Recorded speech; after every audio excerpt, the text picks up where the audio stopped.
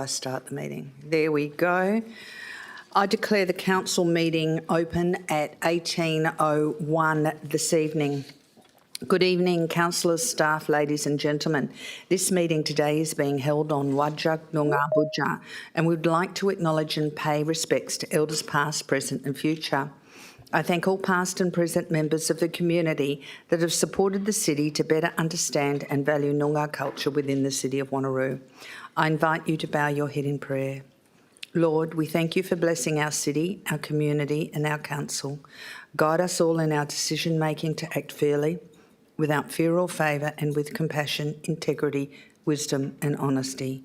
May we show true leadership, be inclusive of all, and guide all of the city's people and many families to a prosperous future that all may share. We ask this in your name. Amen. Please note that the audio-visual proceedings of tonight's meeting will be live broadcast online with the exception of matters discussed behind closed doors. The broadcast of the proceedings of the meeting can be accessed live and on demand through the City of Wanneroo YouTube channel. In accordance with good meeting governance and to minimise disruption, the presiding member advises, that is myself, that 2 adjournments will be scheduled during the meeting, the first at 8 p.m. and should the meeting continue, the second at 10 p.m. Item 1, attendances are as per the record. Electronic attendance. We have received a request for electronic attendance from Councillor Huntley. I have approved this request and as such she has been admitted to the meeting. Councillor Huntley, could you please give us your declaration in accordance with the policy? Certainly. In accordance with section 14CA5, I, Jacqueline Huntley, declare that I can maintain confidentiality whilst attending the closed part of this council meeting and also while attending the council meeting electronically. Thank you, Councillor Huntley. Item 2, apologies and leave of absence. Councillor Berry is on an approved leave of absence and Councillor Smith has asked for a leave of absence from September the 9th to October the 3rd. Do I have a mover and seconder for this? Move Deputy Mayor Miles. Who will second it? Councillor Parker. Can we please vote on accepting this leave of absence? Thank you, councillors.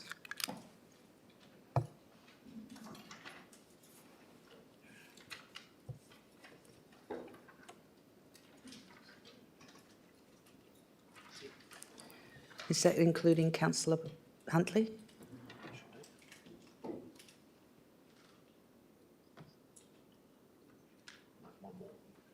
There's one more. Just push the button in front of you, Councillor Nguyen. That's it. So it's passed unanimously.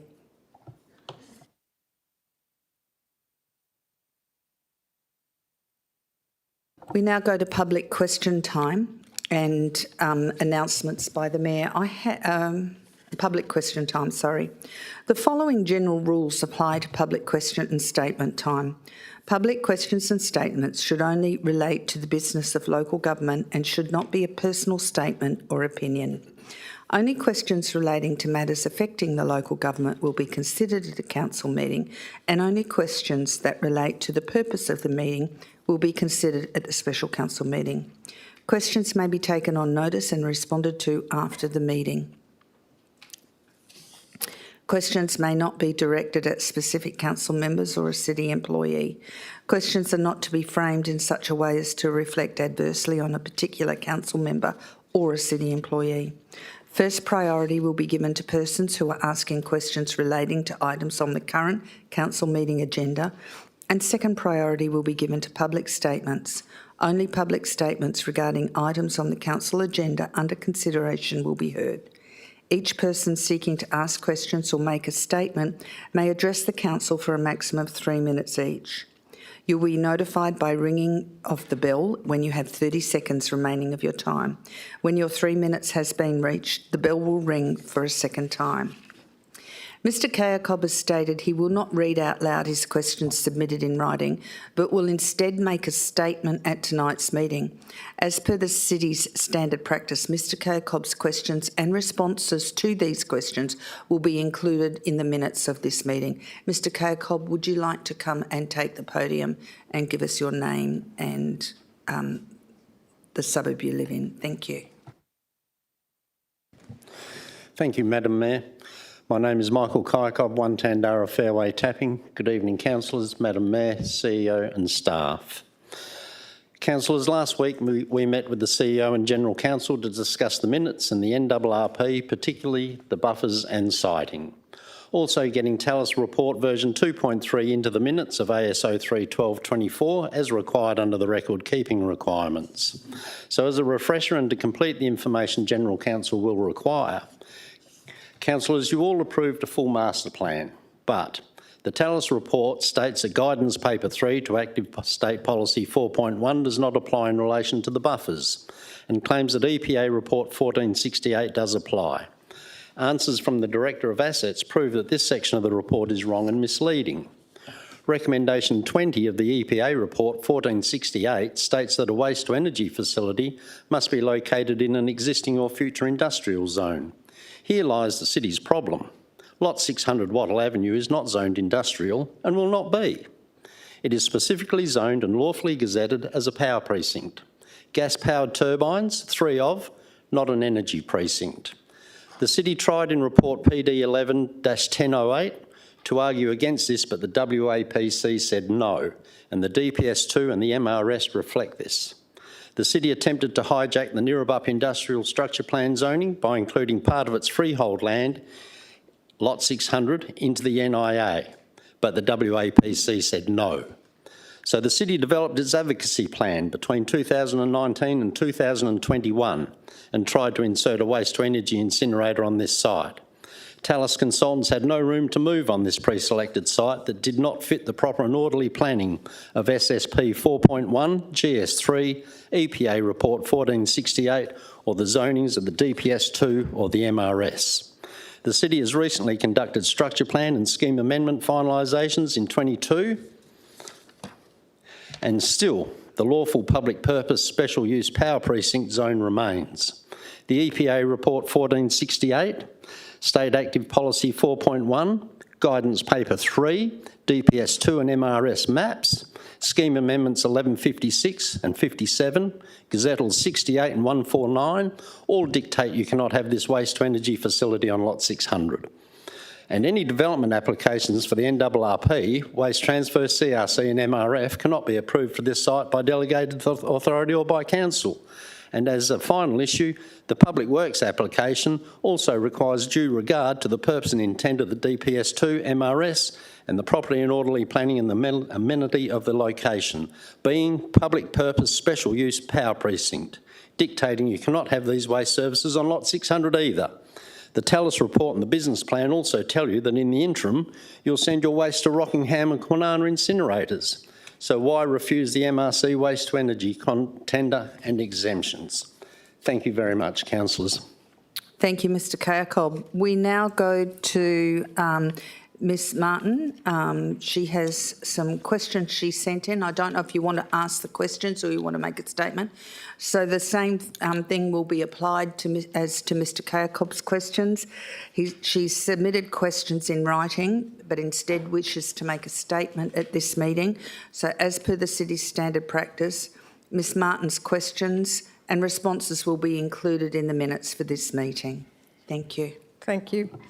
My name is Ingrid Martin. I live in Carramar. Thank you, councillors, for listening, and Mayor and CEO and Ms Cole. In reply to my questions on the Neerabup wetland buffer, Director of Assets admitted he's planning on building the NRRP on Lot 600, part of the wetland buffer. We should all be very concerned about these attitudes towards buffers. The buffer is required to protect the wetlands and Perth water supply from contamination. The lake system, which is connected by subterranean channels, also very significant culturally for First Nations. The culture of disregarding and playing down the important reason why buffers are required may be a lack of awareness as to why a 5-kilometre buffer is needed for the precinct incinerator. A Category 52 incinerator has a generator, and if that was to malfunction and explode, the blast area is extensive. The city cannot get this buffer for this pre-selected lot 600. There is only 1.8 kilometre to the nearest home on lot 600. So not 5 kilometres. So rather than admit the big mistake, we continue to see avoidance behaviour from our administration team. Talis' final report, which is the master plan version 2.3, tells us that the incinerator's waste feed contracts needed to operate the incinerator should be realised in approximately 2 years from building of the infrastructure. Councillors, I believe you didn't get to see this back in December 24 when you approved the master plan. The executive summary did not contain important planning and zoning documents. Mr. Kirkhope has outlined tonight the documents that you are bound by. In failing to provide you with these, you are compromised, and your approval back in December 2024 of the NRRP is unsafe, as you did not make a fully informed decision. You were denied vital information on planning, zoning and biodiversity. As Councillor Very advised in a previous council meeting, it's the council that bear the consequences. Over the past 9 months, we have been relentless in researching so we could bring you the truth as to why Lot 600 is not the place for this waste precinct. On the 13th of August, we met with CEO and General Counsel. During the meeting, we shared a great deal of validated and well-researched documents of which they were not aware. The CEO praised us for our efforts and time spent on bringing to light this information. Taking on board, councillors, that you are missing vital information in 2024, which continues because of the large amount of funds being spent on the NRRP project even now. The city's Plan B Wanneroo transfer station is operational. It will be sufficient for 7 years for the city of Wanneroo, according to Director of Assets in reply to a question. And the NRRP project is not urgent. Data shows that the city residents are successfully reducing red bin waste. Communities are embracing better ways to deal with waste by repurposing. Ms Martin, you've had over 3 minutes. I know that you're reading really rapidly. Yeah. How much more have you got? Just about that much. Not much. Okay.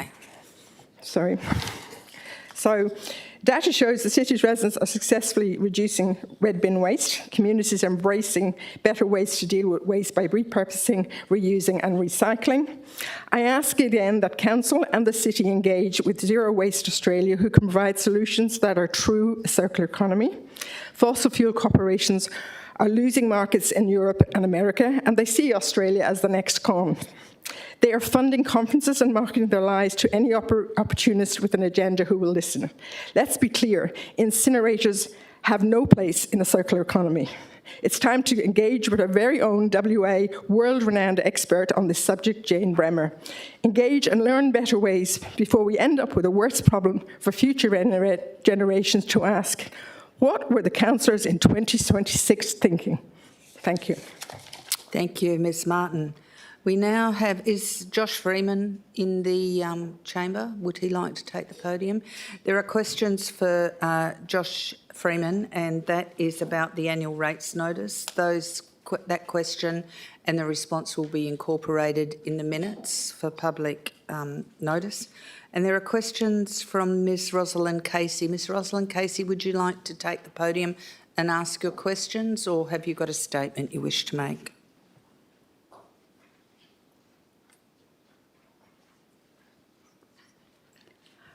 Rosalind Casey, Merriwa. This is regarding Addison Park in Merriwa. Council administration has previously confirmed several critical facts regarding Addison Park in Merriwa. 1. Plans to extend the junior playing field to senior size AFL oval has been discontinued. Alternative senior sports facilities exist within an acceptable distance. There is no current local demand for senior sport facility at this park. Future demand is highly unlikely given that local demographics where the largest age group is 85 plus years. Any extension would require removing significant trees and remnant bush despite Merriwa having under 5% tree canopy. Moreover, the Biggles Loves Addison community group formed to protect the park's trees and recreation status now has 189 members. Under the city's public open space policy, sport open space is defined as land where the primary function is organised, high-intensity sporting use. This does not apply to Addison Park, very clearly. Conversely, the state government's classification framework states neighbourhood open space serves as the recreational and social focus of a community. Residents are attracted by the variety of features and facilities and opportunities to socialise. Neighbourhood open space can assist to engender sense of place and protect specific conservation values through the retention of trees and nature spaces. Neighbourhood open space may be used for junior sport or sports training if appropriate space is available. However, under the framework, the presence of a junior sports field or neighbourhood space does not change the primary function of recreation. And this has been confirmed to me by the State Department of Planning.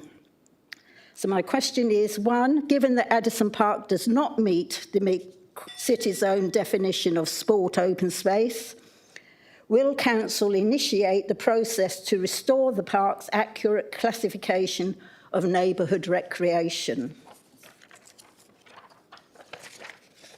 Ms Casey, I don't think we can respond on Council's behalf because Council hasn't made a decision about that if it's been brought to them. But would Mr Lee be able to respond? Thank you. Thank you, Mayor, through you, and thank you for the question, Ms Casey.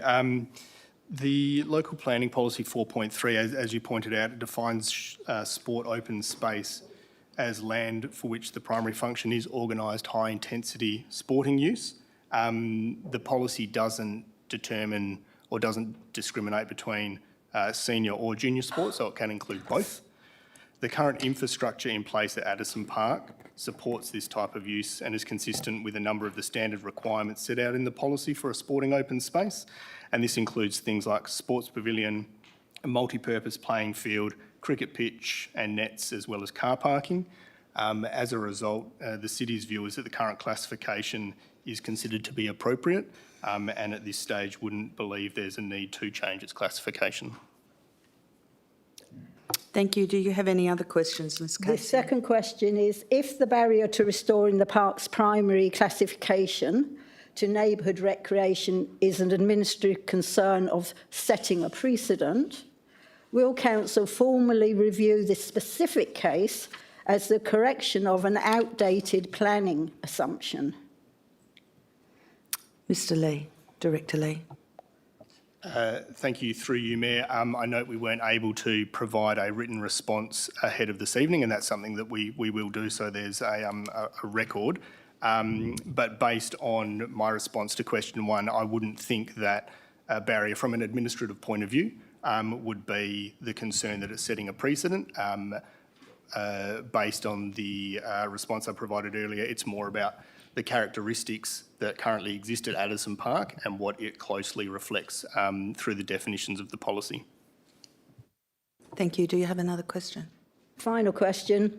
If yes, what is the anticipated timeline for the reclassification process to begin and to be completed?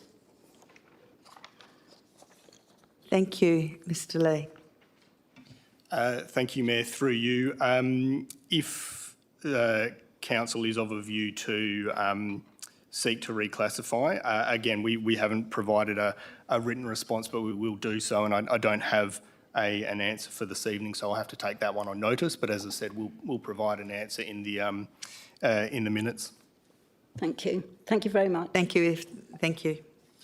I have questions from former councillor Dot Newton, and we will take them on notice and have them put in our minutes accordingly. Thank you. Are there any other questions from the floor that the public would like to ask, or statements? There are no other statements or questions. I now go to item 4, confirmation of minutes, OC01 826, minutes of the ordinary council meeting held on the 28th of July 2026. The mover is, who would like to move the minutes? Councillor Wright. Any seconders? Councillor Parker. Are there any speakers against the minutes? If there are no speakers against the minutes, councillors, could you please cast your vote? Thank you.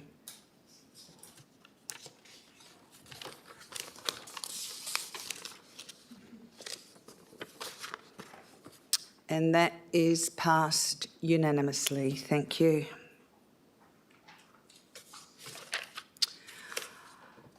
Item 5, announcements by the Mayor without discussion. I am pleased to share some outstanding achievements by the City staff at the recent AusContact Awards held on the 9th of August, which recognise excellence in customer service and customer experience across Australia.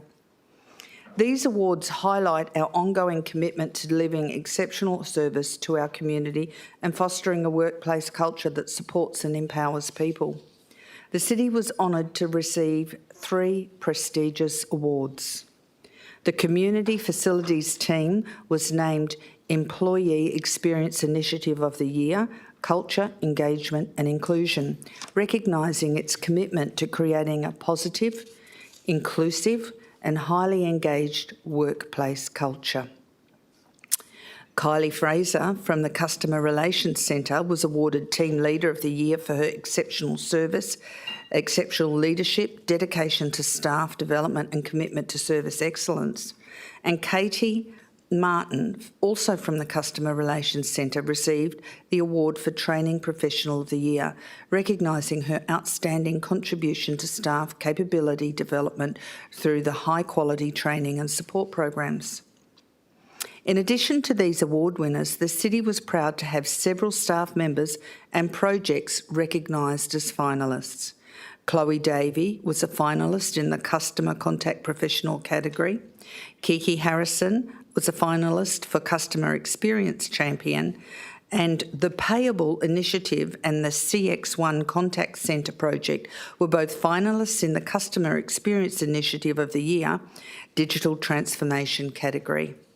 These achievements reflect the professionalism, innovation and dedication of our staff who continually strive to deliver outstanding service and positive experiences for our community. On behalf of Council, I extend my sincere congratulations to all award recipients and finalists. Their success is a testament to the City's values and high standards our teams bring to their work every day. I'm also delighted to note that the award winners will now progress to the National AusContact Awards in November, and we wish them every success as they represent both the City and Western Australia on the national stage. So I have an award here. I don't know who's going to come and collect it, but it's someone from the City of Wanneroo CRM team.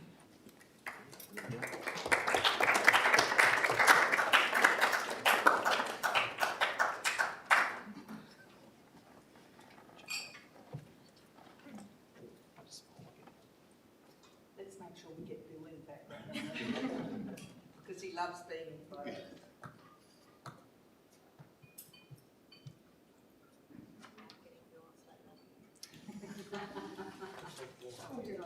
Thank you so much. Congratulations.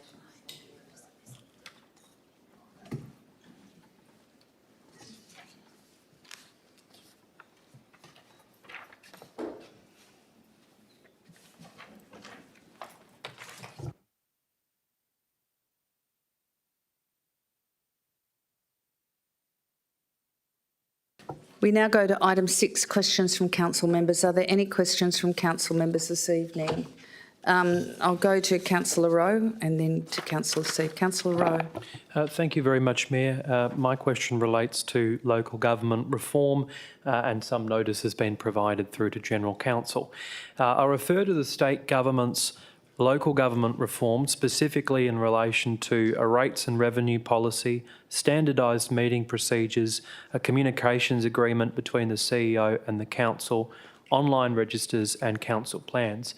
It's now been more than 2 years since the state government passed the Act, but it's my understanding that regulations have yet to be enforced, so it's holding up many local governments in being able to either implement these reforms or even understand what the final version will be. Has the state government, through Algiers, provided any more direction to the City of Wanneroo as to when they plan to introduce these regulations? Ms Coles. Thank you for the question, Councillor Rowe, and through you, Mayor. We understand that the Department of Local Government and the Department of the Inspector has been providing updates through the Walga Zone meetings, and the update is that we can expect something mid-2027, but that's all the information we have at the current time. Thank you. Do you have any other questions? Okay, Councillor Seif. Thank you, Madam Mayor. I just want to confirm a few items based on what Mr Kyrkob has, his deputation that he's just given. So I have 4 questions. Is it correct that a waste to energy or incinerator must be on land zoned industrial? Mr Lee. Thank you, Mayor, through you. It's not a simple yes or no question, and so when it comes to planning frameworks and the zoning and reservations that underpin a planning scheme, a land use zone has some fairly specific land use permissibilities, and so you find those in a matrix that almost says that your land use is available to be developed in very specific zones. So when a piece of land is zoned, it becomes quite clear-cut.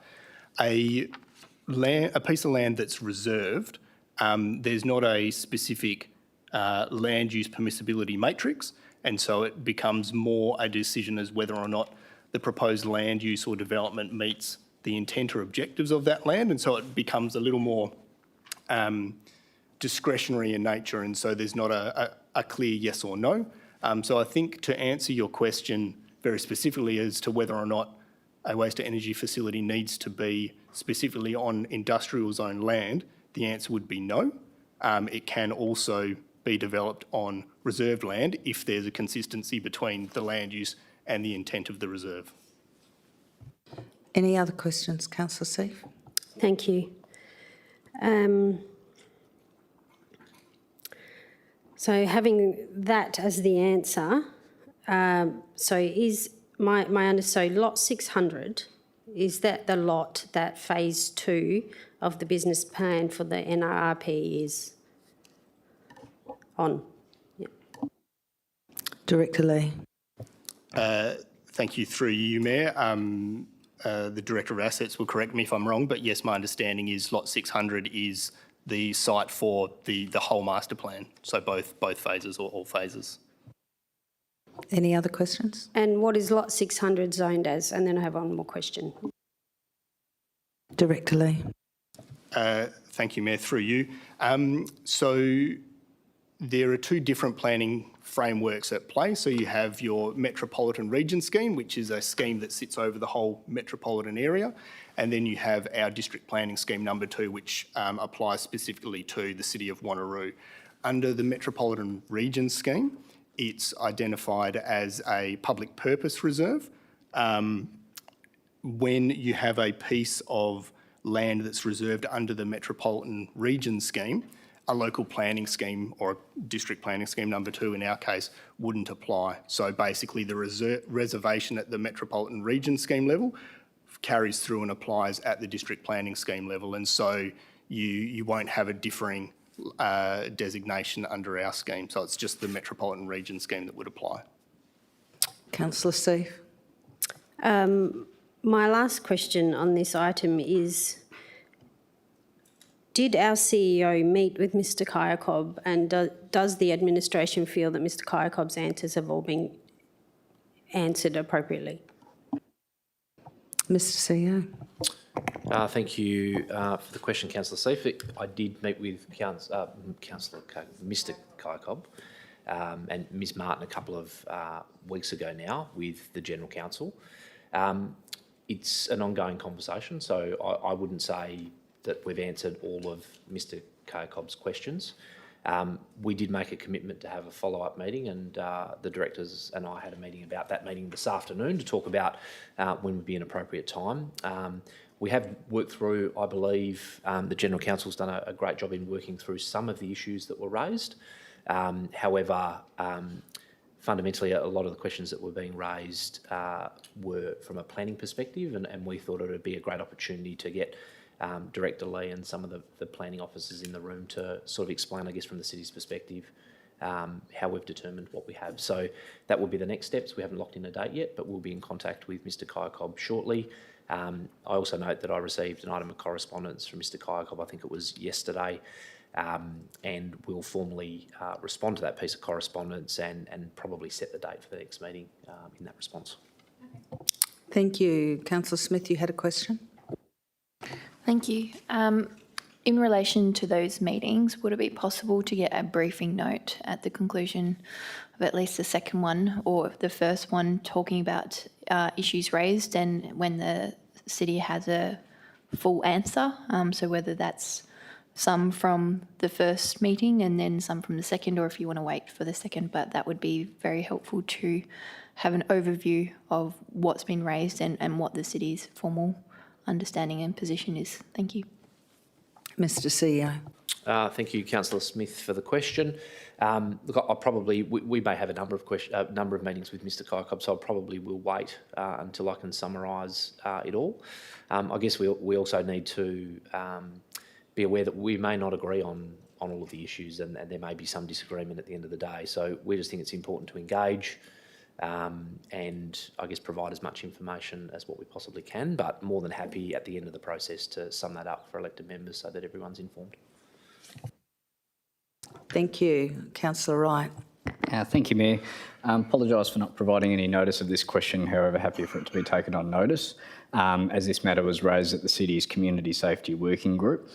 With the state's current housing crisis and increasing homelessness within the city, we hear time again that the state government continues to push this responsibility onto local government. However, can I request the administration provide a full list of all the land within the city that is currently vacant and owned by the state government or state agencies, and the land zoning attributed to the land within the response to my councillor question? Thank you. Any other questions, councillors? Oh, you would like to answer it, would you, Mr CEO? I just didn't want to leave Councillor Wright hanging. So I'm just looking over at the directors. Director Lee's probably going to be the best one to address. I don't see an issue with that at all. That'd be a reasonably straightforward request. So we'll take that on board and get something back to you as quickly as we can. Thank you. Deputy Mayor Miles, and then Councillor Huntley, would you like to ask a question? Thank you, Madam Mayor. I'm just wondering, what would be the circumstances that we could bring Jane Bremer into council to actually give the other side of the story for the NLP?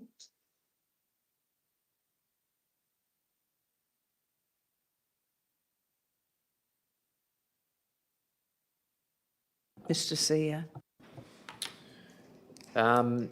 Thank you, Councillor Huntley. Look, if it's okay, I might take that on notice and provide the elected members with a formal response. Off the top of my head, I can think of a number of circumstances in which that could occur, but I wasn't expecting this question tonight, so I certainly haven't done any preparation. So if it's okay, I think we might take that on notice and respond as part of the meeting minutes and communicate that more broadly to elected members so they know what the options are. Thank you. Any other questions, councillors? If there are no other questions, I now go to item 7, petitions. New petitions received. I believe Councillor Bedworth has a petition PTO 1-826 about multiple dwellings at 500K Maritime Drive, Jindalee. Yes, I do. Thank you, Mayor. I've got a petition here totaling 64 signatures, 55 of which have been identified as residing with the city. The underlying question is that it requests that council considers regarding the proposed, it requests the council's consideration regarding the proposed multiple dwellings at 500K Maritime Drive in Jindalee. I'll quickly summarise some of the concerns: that the high density living there will increase traffic issues within the area due to the road sizes, that there will also be additional traffic congestion in the commercial area in Jindalee Boulevard. The overall size and scale of the proposed development does not relate to local structure plan. The increased noise from the 91 additional dwellings planned, car parks and shared facilities, the excessive lighting at night, privacy concerns due to the height of the proposed dwelling, removal of already existing flora and loss of natural light. Thank you. Thank you. Can I have a mover and seconder for this petition? Moved, Councillor Bedworth. Seconded. Councillor Seif. Councillors, could you please cast your vote for this?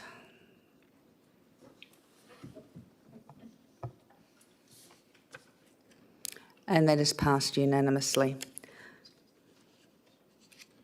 Okay, so we now go to update on positions. UPO 10826 petition PTO 10626 request for review and provision of community floodlight activation and access to Warradale Community Park Friday and Saturday evenings. Councillor Hugh Newen presented a petition of 56 signatures. The update is a report is pre-prepared in response to this petition and listed on this agenda at item CP 010826. A petition UP 020826 PTO 10726 objection to the city's proposed 6% rate increase for 26-27. Deputy Mayor Miles presented the petition with 79 signatures. The update of report has been prepared in response to this petition and it is listed in this agenda at item CSO 50826. Petition UPO 30826, petition number PTO 20726, replace shrubbery in Cherokee Park, Clarkson. Councillor Berry presented a petition with 25 signatures. The update is administration is currently investigating this petition and is intending to present a report to the September 2026 Ordinary Council meeting for consideration. And UPO 40826, PTO 3726, Warradale Park Safety and Recreation Improvements. Councillor Vin Nguyen presented a petition with 57 signatures, requesting with 5 points. The update is administration is currently investigating this petition and is intending to present a report to the October 2026 Ordinary Council meeting for this for consideration. Council members, as outlined under clause 5.2 of the City's Standing Orders, Local Law 2021, we have the option to adopt certain agenda items through exception resolution. This process allows us to pass a group of reports with a single motion, saving time and streamlining our meeting. Before we proceed, I'd like to remind everyone of clause 5.23 of the Standing Orders, which specifies when an adoption by exception en bloc may not be used for a matter, which that's an item that requires an absolute majority in which an interest has been disclosed, a matter on which a member wishes to make a statement, or that is a matter on which a member wishes to move a motion that is different to the recommendation. Any items that meet these conditions will not be included in an exception resolution and considered individually. You all should have your en bloc table in front of you this evening, councillors. Do you all have it? So I'll read through the items in the en bloc. If you want it to be made an exception, please let me know as I go through them. Item PSO 10826, Alkimos Coastal Village Preliminary Foreshore Management Plan. You've got questions on that? PSO 1, consideration of Amendment 217 following advertising, normalisation of land in the Bankshire Grove Agreed Local Structure Plan, number 21A area. Councillor Moore wants to exclusion there.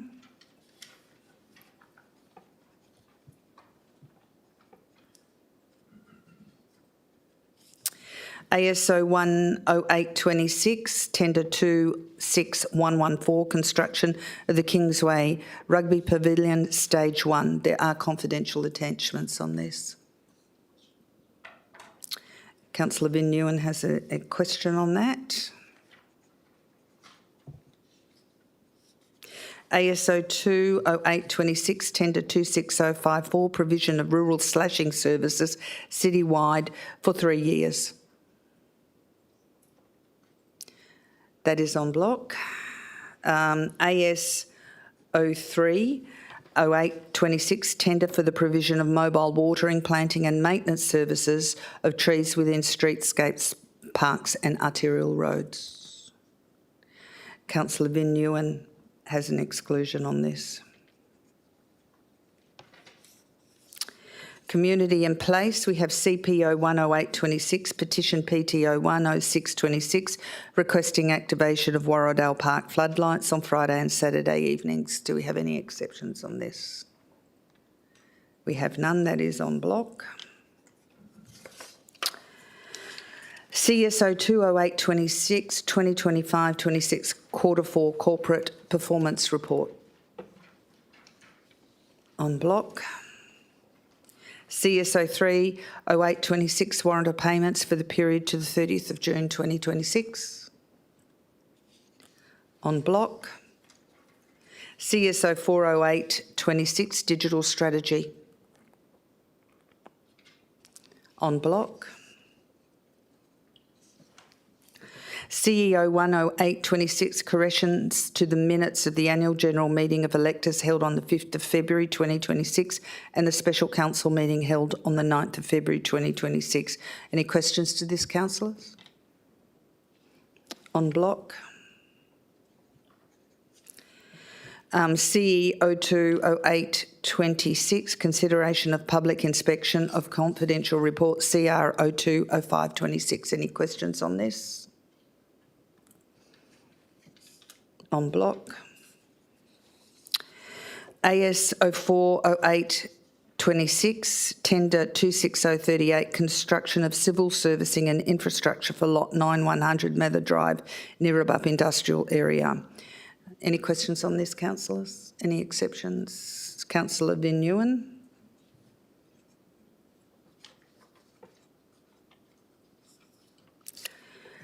CSO 50826, petition PTO 10726 against the proposed 6% rate increase for 26-27. Any questions on this, councillors? Councillor Van Nguyen.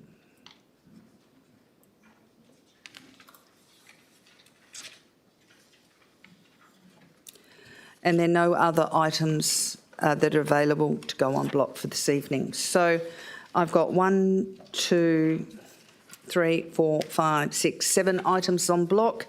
Councillors, are there any question about those 7 items, which is ASO 20826, CPO 10826, CSO 2826, CSO 30826, CSO 40826, CEO 10826 and CEO 2826. If council is in agreement with that, can I have a moved Deputy Mayor Miles and a seconder? Councillor Rowe. Councillors, please cast your vote to accept these items en bloc.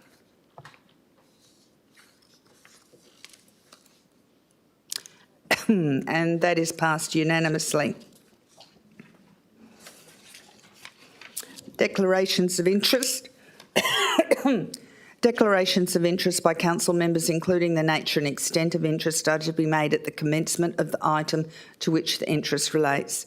Declarations of interest forms are to be completed and handed to the Chief Executive Officer. So we go to PS 010826, about the Alkimos Coastal Village Preliminary Foreshore Management Plan. The exemption was asked for by Councillor Van Nguyen. Councillor Van Nguyen, do you have a question on this item? Yes, thank you, Mayor. I've got a few questions regarding this item. Obviously, this is a very important document to go out for advertising. Question first is just in relation to the responsibilities between the different stakeholders. I note that on the report, it has general sort of statements, but can we get a statement of responsibilities between the council and, I guess, the other stakeholders in this, and also the cost estimate on what we're looking at in the future? Director Lee. Thank you, Mayor. Through you. Table 11 of the draft foreshore management plan, which can be found on page 60 of the foreshore management plan, is probably the most detailed summary of responsibilities, and so it talks about the facilities that will be within the area. It breaks it down between developer and City of Wanneroo, so they're the two stakeholders that would be responsible. It goes into detail in terms of the developer responsibilities. It talks about their responsibility being the primary coastal node in the vicinity of POSE, the secondary coastal node at Public Open Space B, which is supporting the proposed dog beach at the northern end of the foreshore management plan area. They're also responsible for delivering Public Open Space C and G. The city's responsibility extends to the surf club area in the primary coastal node. In terms of the specific figures at the moment, that's not something that the foreshore management plan has calculated, and it's not at a level of detail where that can be provided through this document. But what I can say is that given our responsibilities are focused on the surf club itself, I know there is a report coming on the surf club, I think next month, to council, so that'll have more detail around the actual financial impost for the city's responsibility for the foreshore management plan. Thank you. Do you have another question, Councillor Nguyen? Yes, Mayor, I've got several questions on this item. I want to know specifically the responsibilities in relation to Development WA as well. I couldn't sort of locate that on the report. Director Lee. Thank you, Mayor. Through you, apologies, I should have clarified. By reference to the developer in this instance, it's Development WA. Sorry, okay. I should have clarified. Okay, thank you. Thank you. Councillor Nguyen, you have another question? Yes, is there a way that we can get an estimate on terms of the costs? Because obviously that will cost the city in the future. I know this is quite early in the stage, but are we able to get an estimate when it comes back to us next time? Director Lee. Thank you, Mayor. Through you, I'm happy to take that on notice and explore as part of our response back to council. As part of the consultation, we can look at providing some high-level estimates around finances. I mean, the table that I referenced earlier, it does break it down into the specific kind of facilities and the quantum, and so I'd like to think we'll be able to provide at least a high-level guide on financial impost. Councillor Bin Nguyen, you have another question? I've got two more at least. I understand, but they all need to be directed through me and then to the director, so you may ask a question. Thank you. And I know that our standard advertising is 21 days. Is there a possibility that we can increase that to 28 days? Because this is quite an important document, and I guess we want residents to have the opportunity to engage and put feedback. And I guess that's the first question. I'll ask the second question after that. Director Lee. Thank you, Mayor. Through you, if council is keen for us to extend the advertising, we are able to. What we have been contemplating with the consultation for this foreshore management plan, and noting that the concept for the surf club is being presented to council next week, we thought there might actually be an opportunity to advertise both at the same time, as they have a very close relationship. We thought it would be beneficial for the community for them to have the benefit of having both proposals in front of them to consult. So perhaps what I can do is provide an undertaking in consultation with my colleagues when we're considering the concept plan next month, we can discuss that in the consultation section there and confirm whether or not a 28-day period would be appropriate for both proposals. Thank you, Director Lee. Councillor Bindu, and you have another question.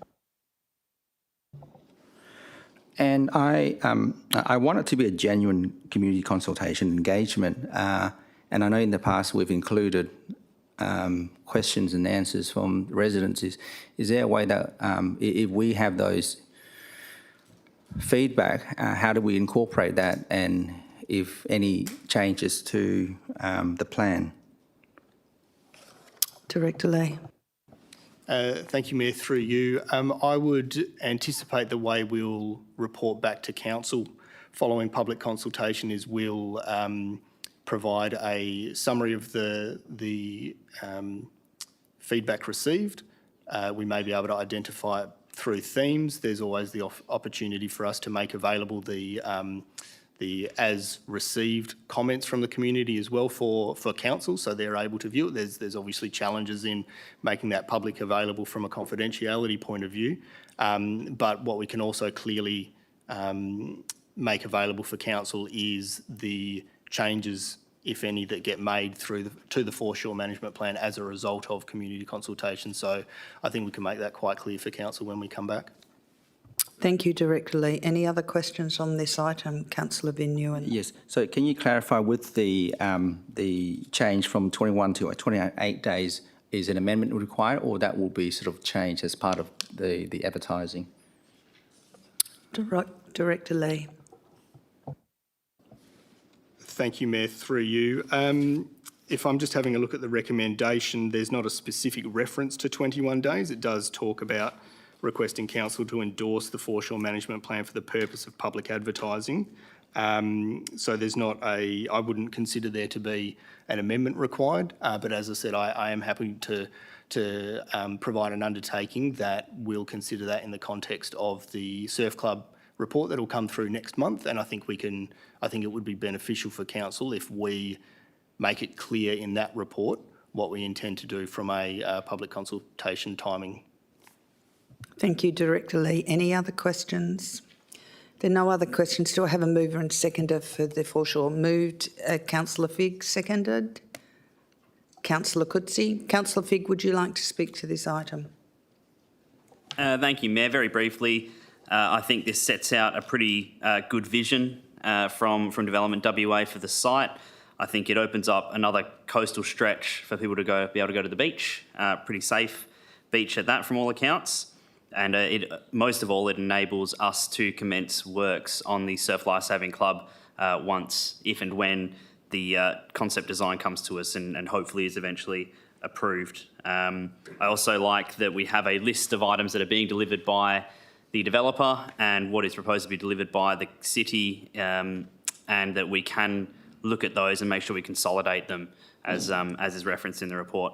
And I hope we all support this one for our Alkimos community. Thank you. Thank you, Councillor Figg. Councillor Coetzee, would you like to speak to this item? Thank you. I totally agree with Councillor Figg, and I'm very happy for the community, and it's about time, and I hope it goes quick. Thank you. Any speakers against the item?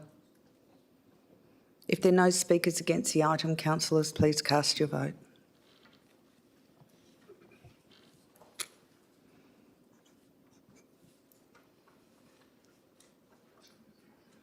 That is passed unanimously. Thank you, councillors. We now go to item PSO 20826, consideration of amendment number 217 following advertising normalisation of the land in the Banksia Grove Agreed Local Structure Plan number 21A area. Councillor Moore, do you have questions to this item? Yes, thank you, Madam Mayor. I just wanted to, through the report, I couldn't actually see it, but do we know yet what this land will be used for? Director Lee. Thank you. Through you, Mayor. I may ask the councillor just to clarify if there's a specific parcel of land, but what I can say in the meantime is the purpose of this amendment is really just to carry the existing zoning that's identified in the structure plan and just embed that into our town planning scheme. So there's not an intent to change zoning or incentivise a different kind of development. It's almost an administrative lift from one document and placing it in another. But if there is a specific one, and if it's relating to the specific lot that we received a submission on, happy to respond to that. Thank you. Do you have another question, Councillor Yes, Moore? I do, Madam Mayor. Yes, it was just asking, I was basically just asking, have we had any submissions for the land? Director Lee. Thank you. Through you, Mayor.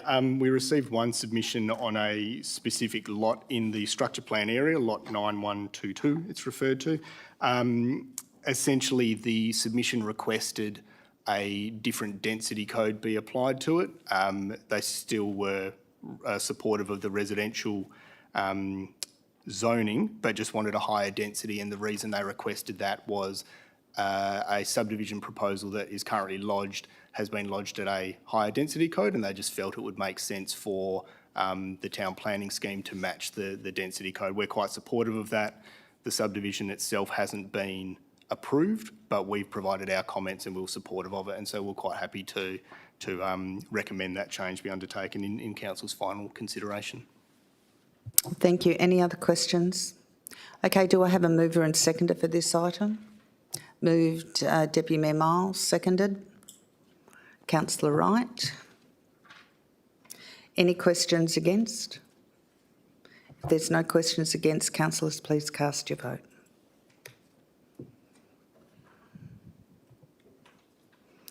And that is passed unanimously. And we now go to item ASO 10826, the tender for the construction of Kingsway Rugby Club Pavilion. Please note there are confidential attachments, and if there is any reference to confidential attachments, we will have to go behind closed doors. Councillor Vin Nguyen, you have questions on this item.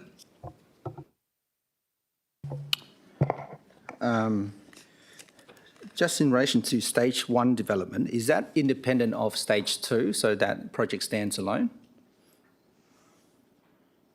Mr Singh. Yes, Mayor, that's correct. Okay.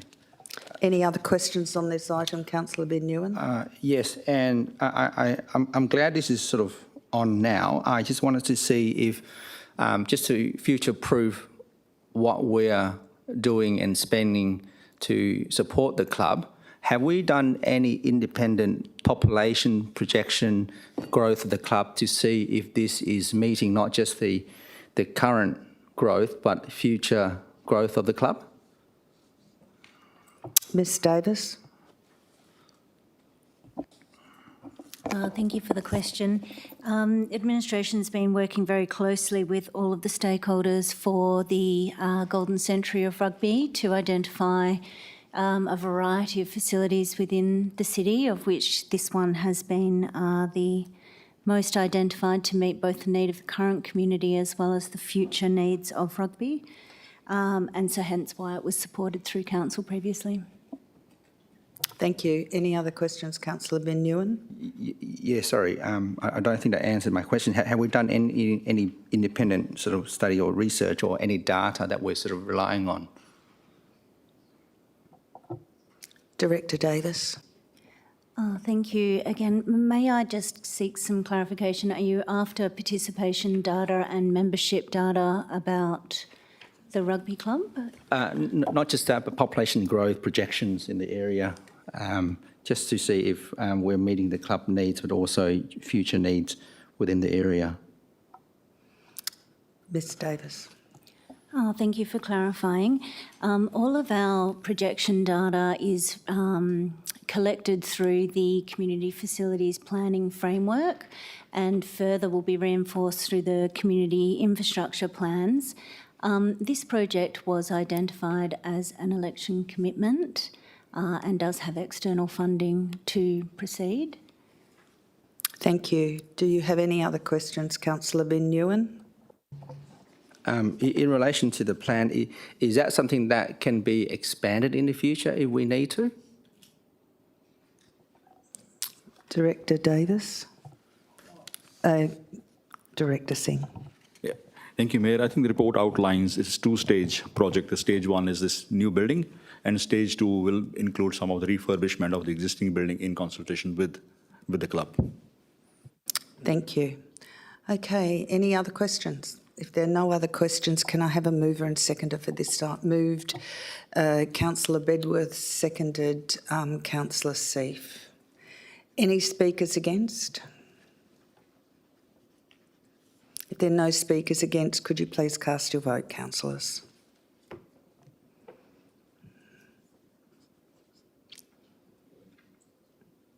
And that is passed unanimously.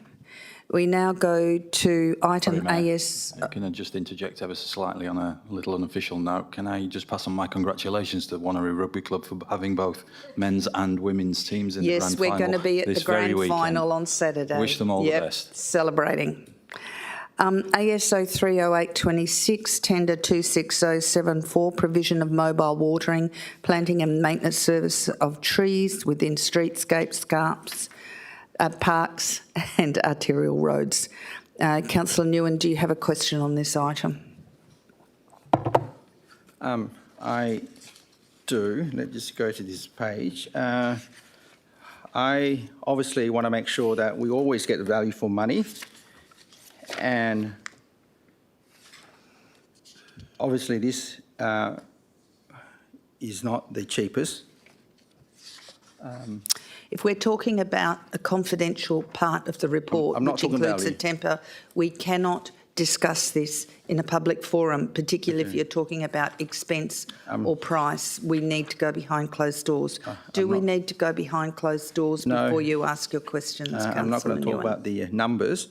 I wanted to see, how do you measure value for money? Leaving aside all of the numbers that you've got there, how do you measure value for money?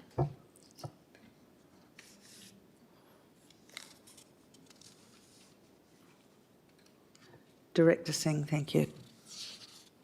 Yeah, thank you, Mayor. When we assess the tenders, the evaluation panel, first of all, looks at the qualitative criteria. Then we, based on the qualitative criteria, then we go on to the quantitative, which is the price factor.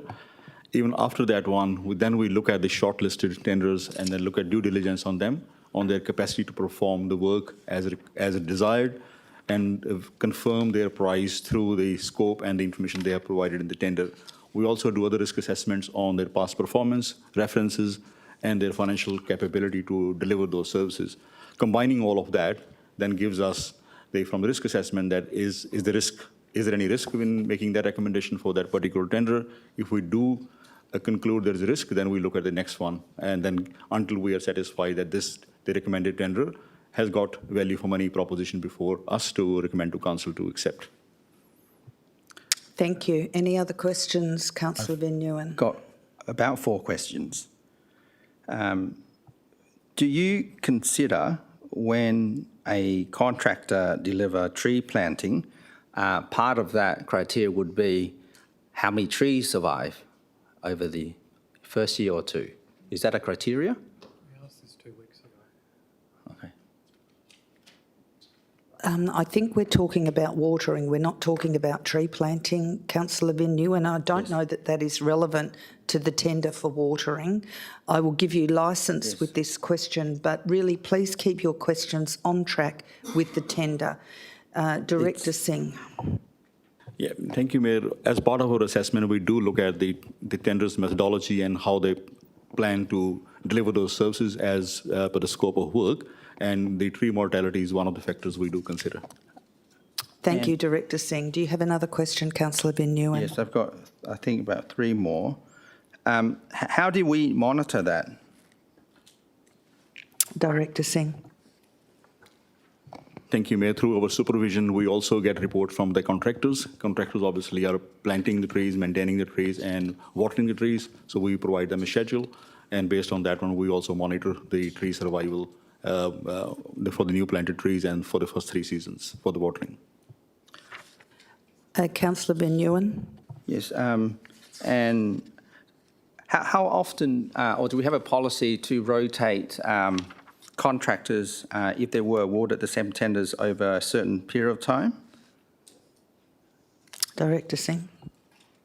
So thank you, Mayor. Can I just clarify, is the question is, do we change tenderers or contractors after a certain period? Is that the intention of the question? Yes. Do you have another question, Councillor Van Nguyen? I've just asked the question. I haven't got the answer yet. Councillor Singh. Thank you, Mayor. Now, not necessarily. What actually happens is once a contractor is appointed, we monitor their performance in line with the contract provisions. If a contractor is not performing, obviously there are provisions in the contract to manage the performance of the contractor or get the works completed accurately. And we don't change the contractors. We only change the contractors when the subsequent tender, public tender, results in a different outcome. Okay. Thank you. Do you have another question, Councillor Nguyen? No, thank you. Do I have a mover and seconder for this item? Moved. Councillor Seif has a question. Thank you, Madam Mayor. So I believe it was Councillor Figg and myself brought up the idea about weighing up these types of tenders against the cost of purchasing a truck in-house and bringing this in-house. Whilst I understand that for continuity and our trees, something needs to happen by the 9th of September on this one, but for future tenders, will the city be weighing up the cost of bringing this in-house against external outsourcing? Director Singh. Yeah, thank you, Mayor. That point came up at the July council meeting when considering a different report on similar type of contract. Since then, we did a comparison, and we provided a briefing note to council members before the briefing session, which provided some conclusions on the preferred option. Thank you. Any other questions, councillors? Do I have a mover and seconder for this item? Moved, Councillor Rowe, seconded Councillor Seif. Do I have any speakers against this item? Councillor Figg. Thank you, Mayor. And look, I do appreciate the question from Councillor Seif indicating, and then the preamble indicating that there is some continuity required here. This is probably my version of a bit of a protest vote. I think that we have value bringing it in-house, notwithstanding the briefing note that we'd received as councillors. It didn't really compare apples with apples in the case that we were hoping for. And I'm hoping that one day we do get a good comparison between what it would cost to deliver over a certain time period in-house as opposed to contracting. I've no doubt the contractor will do as good a job as they can, and you know, we'll have some healthy trees being planted. But I firmly believe that this is local government bread and butter, and that we should be doing it ourselves. Thank you. Any speakers for? If there are no Councillor Wright. Yeah, thanks, Mayor. I wasn't going to say anything, but Councillor Figgs raised it. Look, appreciate the work the team's done on this and the briefing note that was provided to Council. Obviously, there's a stark price difference between the two, and what is in the public arena is that outsourcing is a more efficient and cheaper model for Council, and considering that Council is wanting to keep rates low and keeping rate increases under CPI moving forward, I think we need to be smarter whether we bring things in-house or outsource, and I think there's a lot of opportunity to look at more cost efficiency, and I think there's appetite from this council to do so. So this is one of those ones that have provided more information to us, and I disagree with Councillor Figg's statement that the information didn't compare apples to apples. I think it was quite clear in regards to how much it was going to cost, and the provision of equipment and trucks was actually a lot more than what the contractor has provided in their quotes. And more than happy for that to be challenged out in the public arena, but I'm quite comfortable with the report. Thank you, Mayor. Thank you. Do I have a speaker against? Do you have a question, Councillor Rowe? I do. I'm not raising a point of order, but I just want to clarify our meeting procedures. It's courtesy for the mover and seconder to be given the right to speak, and that hasn't been the case for the last several items. So I just want to clarify what process we're using this evening, as there's been a speaker against and in favour, but the mover and seconder weren't provided that right. Sorry, Councillor Rowe, would you like to speak for the item? Sorry, I apologise. I just wanted to clarify what we're doing. Well, I tend to look around, but you will get the right of reply anyway. Councillor Seif, would you like to speak to the item? No, thank you, Madam. Okay. Do I have a speaker against? Councillor Bin Nguyen. Certainly didn't intend to speak against, but I've now been given an opportunity to give my 2 cents. I don't support this item. I agree with my colleague that we can do this better in-house. It is our bread and butter. We know what we need to do. We should be the best at this, okay? Council core responsibility is to do this. And so we should be investing in the infrastructure, the machineries, the skills, the experience, the staff, everything we do. I think the investment starts now. And unfortunately, we keep on outsourcing all of this to contractors for however long it's been. It's time to change, and I've said this before. If we don't change how we do things, we're going to increase the rates every single year, because we're not exploring these opportunities to cut costs. And every single year, ratepayers having to pay an increase because we cannot find alternatives. We keep saying that we're going to dig deep into our pocket and getting ratepayers to pay. And we get petitions every year, but we don't listen to them at all. So this is an opportunity. It's not hard. Let's water our own plants, okay? Buy machineries, because we have so many parks. This is just one of many contracts that we can take full responsibility for going forward. And we know that these contracts are worth millions of dollars every year. Certainly will not support this item. I think this is the start of change. So I hope you consider this and look past and look at the actual evidence that this can be done by us easily. Thank you, Councillor Nguyen. Do I have questions or speakers for? Okay, I'll go with the question first and then go to Councillor Miles for the speaker for. Thank you, Madam Mayor. My question is, was the in-house option more cost-effective, and was it more expensive, or was it a cheaper option? We can't discuss that because that's part of the confidential things for the quote at the back. We would have to go behind closed doors to discuss that. Could we go behind closed doors? No. Okay, do I have a mover? So, point of order, Mayor. Yes. If I may raise, the question is not related to financial amounts, it's related to the briefing note. Unfortunately, we are asking the administration if they can provide us in the public realm what we were provided with, or some shape or form of it. So we're not talking, well, Councillor Moore is not talking about the confidential attachment. We're asking about what was provided to council members, which has led to us making an informed decision on this item. Okay, Mr Singh thinks he can answer it without getting into the confidential attachment. Yeah, thank you, Mayor. Rather than going into the actual numbers which have been provided to council members via a briefing note, I can say that it's most cost-effective for this particular service. It's cost-effective to go with the contractors. Councillor Moore. Can I speak to the item? No, I said Deputy Mayor Miles would speak for the item next after you asked a question, so I'll go to Deputy Mayor Miles first to speak for. Yeah, thank you, Mayor, councillors.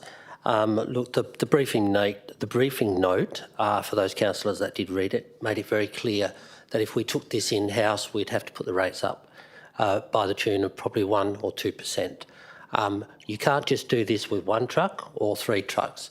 The watering period is only for a matter of 4 or 5 months of the year, and you need a substantial amount of persons and trucks on the road watering street trees as well as parks. This is not just our parks, this is street trees.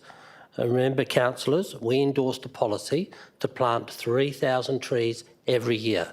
They have to be watered for 2 years, so you've always got around 6,000 trees per year being watered.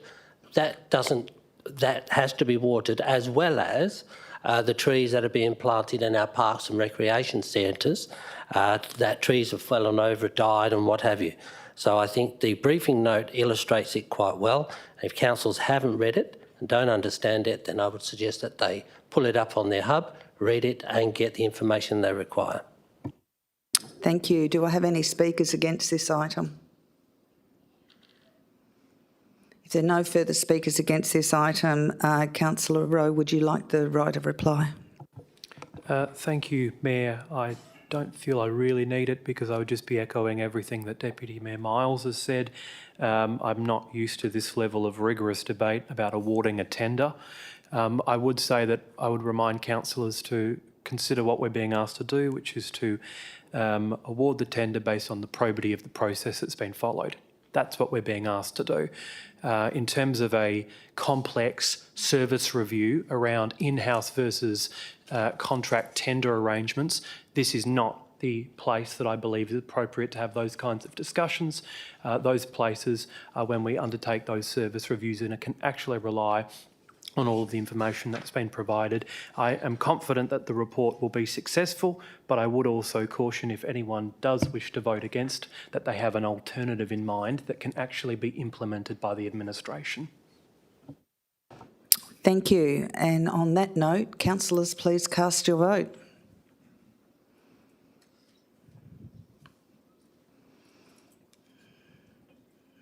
So I have 2 councillors against, which is Councillor Van Nguyen and Councillor Figg, and the rest of the councillors, 11, are in support of that item. We now go to CP 020826, the Mountain Trail Bike Advisory Group. Do I have a mover and seconder for the substantive of this? Councillor Coetzee, you have an amendment, don't you? Councillor Coetzee? Do you want to move the substantive, do you? Okay. And do I have a seconder for this item? Councillor Figg. Councillor Coetzee, would you like to speak to this? Thank you. As you all know, I am quite passionate about this group. And am I basically voting on or speaking about my whole amendment here? Point of clarification. No, you're not. You're talking to the substantive. You've moved and seconded the substantive. Your amendment is separate to the substantive. Then I'm not moving it anymore. Thank you. Okay, and who is prepared to move it? Councillor Parker? And are you still happy to second it, Councillor Figg? Okay, who's going to second the substantive? Deputy Mayor Miles. Okay. Councillor Parker, would you like to speak to the item? No, thank you. I'll reserve my right. Thank you. Deputy Mayor Miles, would you like to speak to the item? Only to say that I think I can't wait for the amendment to come forward. Okay, do I have someone in the room moving an amendment?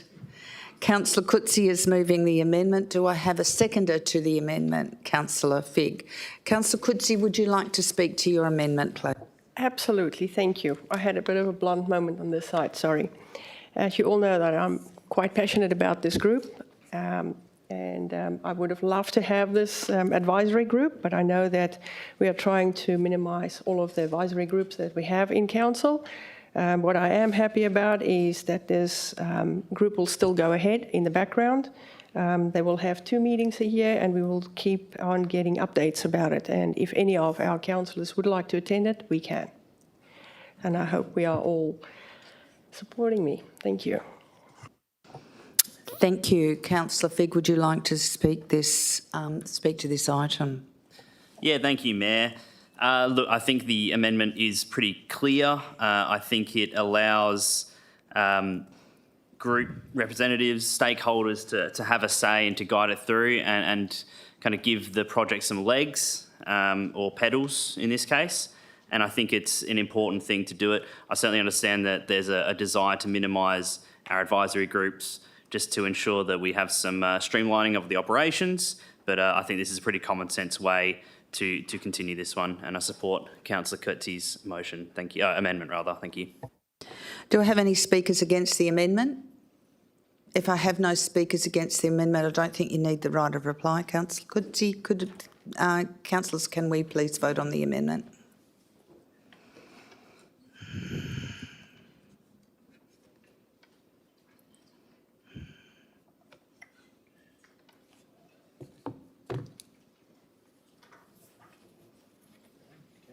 That is passed unanimously. Now we go to the substantive as amended. Councillor Parker, would you like to speak to the substantive as amended? No, thank you, Madam Mayor. Deputy Mayor Miles, would you like to speak to the substantive as amended? Yeah, thank you. Just to add on to the great work of FIG and Coetzee councillors, everybody received the terms of reference tonight, which I think are very clear on what we're supporting tonight. Also with the groups that will be participating in this particular advisory group, headed up still the same way as always, but internal. And I think the actual administration's comment backs up exactly what council's requesting. And I do want to thank the administration team of Community Police Director Davies for the support in moving this forward in this way, by also still including councillors along the way on cycling. Thank you. Okay, thank you. If there's no speakers against, any speakers against this as amended, could we cast our vote, please, councillors?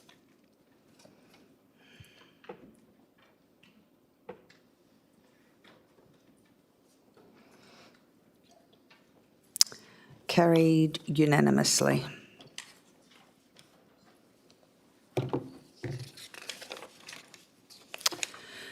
We now go to item CS 010826.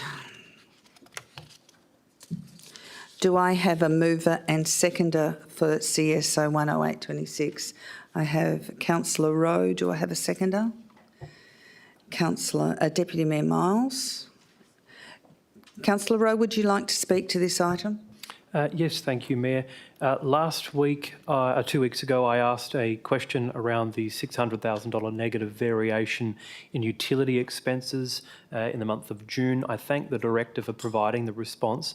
I did just want to say through my moving of the report this evening that it did obviously pick up that error in accounting, and it committed to controls being under review to mitigate the risk of this type of error reoccurring. So in moving the item, I did also want to ask the question that will an update be provided to council members following the completion of this review to ensure that we have the confidence that this error won't occur again?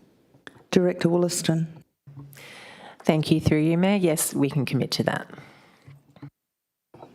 Thank you. No, Deputy Mayor Miles doesn't want to speak to it. Any speakers against? I have a question from Councillor Wright. Thank you, Mayor. Just one question from me that I didn't get a chance to ask at the briefing session. It was in regards to project savings. So obviously every report we get, there's obviously a list of savings from particular capital works projects. Is there any way that we can incorporate in future reports to be able to track the number of how much money we actually save? We tend to do a great job at showcasing how expensive everything is, but we don't actually track how much we save every year through efficiencies of some sort. So I'm wanting if there's a better way that we can present that in the report through a standing item or a table or a chart. Director Wollaston. Thank you, and through you, Mayor. Yes, I think we should be able to do that. Thank you. Any speakers against? If then, I have a question for Councillor Van Nguyen. Go ahead, Councillor Van Nguyen.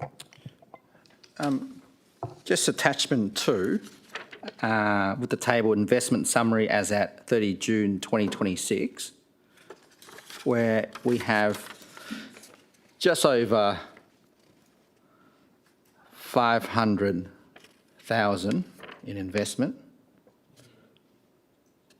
That's a nice sum of money. And we've got the term investment where I think the first 3 or 4 items maturity date have already matured in August. Have we reinvested those amounts, and what are the current interest rate that's earning on there? Director Wollaston. Thank you, and through you, Mayor. I'd have to take it on notice just to double check that, but you will note that this report is for the June financial activity statement, and we would, we would typically have a program where term deposits roll out, so that the funds come out of the term deposit. We would then reinvest them at prevailing rates, and prevailing rates are certainly higher than they were when these term deposits were initially invested, so more 5% plus. Thank you. Do you have another question, Councillor Nguyen? And is there a preference in terms of which bank, or do we go for the highest possible rate for the top tier bank? Director Williston. What is the policy in that? Sure, through you, Mayor. So we do have a policy governing that. I forget the actual title of it. It's probably something like the investments policy that most councils do have, and it will, I dare say, it will have things around how much we can have with any one bank and how much we can have with banks of certain credit ratings as well. But other than that, we would generally look for the best rate. Thank you, Director Williston. Any other questions? If there are no other questions, are there any speakers against? If there are no speakers against, Councillor Rowe, I don't think you need the right of reply. Please cast your vote, councillors.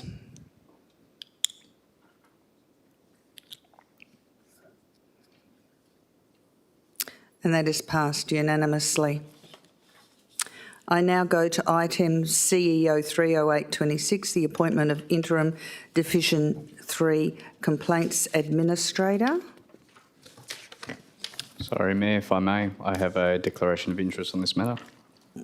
Go ahead, Councillor Wright. Thank you, Mayor.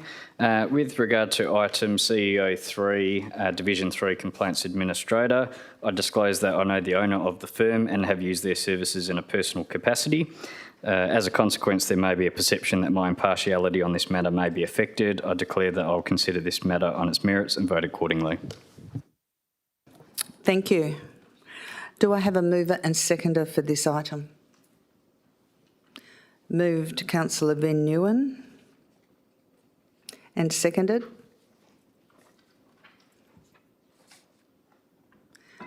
Councillor Bedworth. Councillor Van Nguyen, would you like to speak to this item? I do, but I also have a few questions, but I'll speak just to move this item.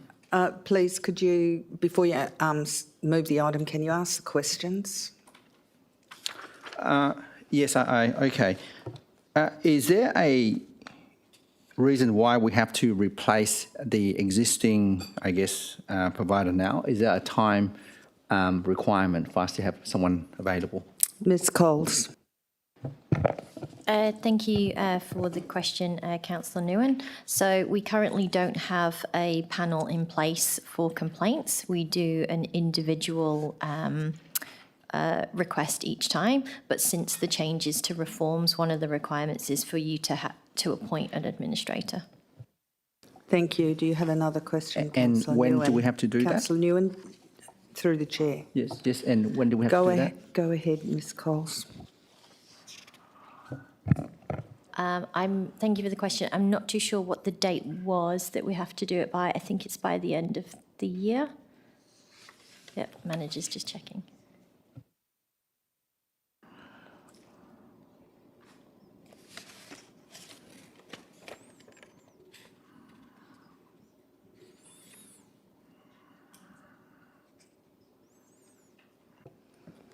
Ms Coles. We'll have to take that on notice and confirm. Thank you. Any other questions? So this appointment will basically be for a term of how long? Ms Coles.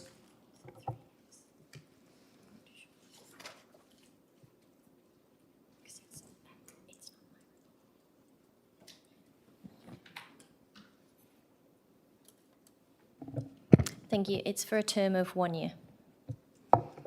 Thank you. Any other questions? Councillor Van Nguyen, you have another question? And so do we have any active complaints at the moment?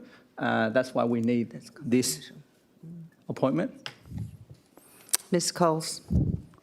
Thank you for the question, Councillor. I'm unable to answer that because it's confidential. Councillor Nguyen, do you have another question?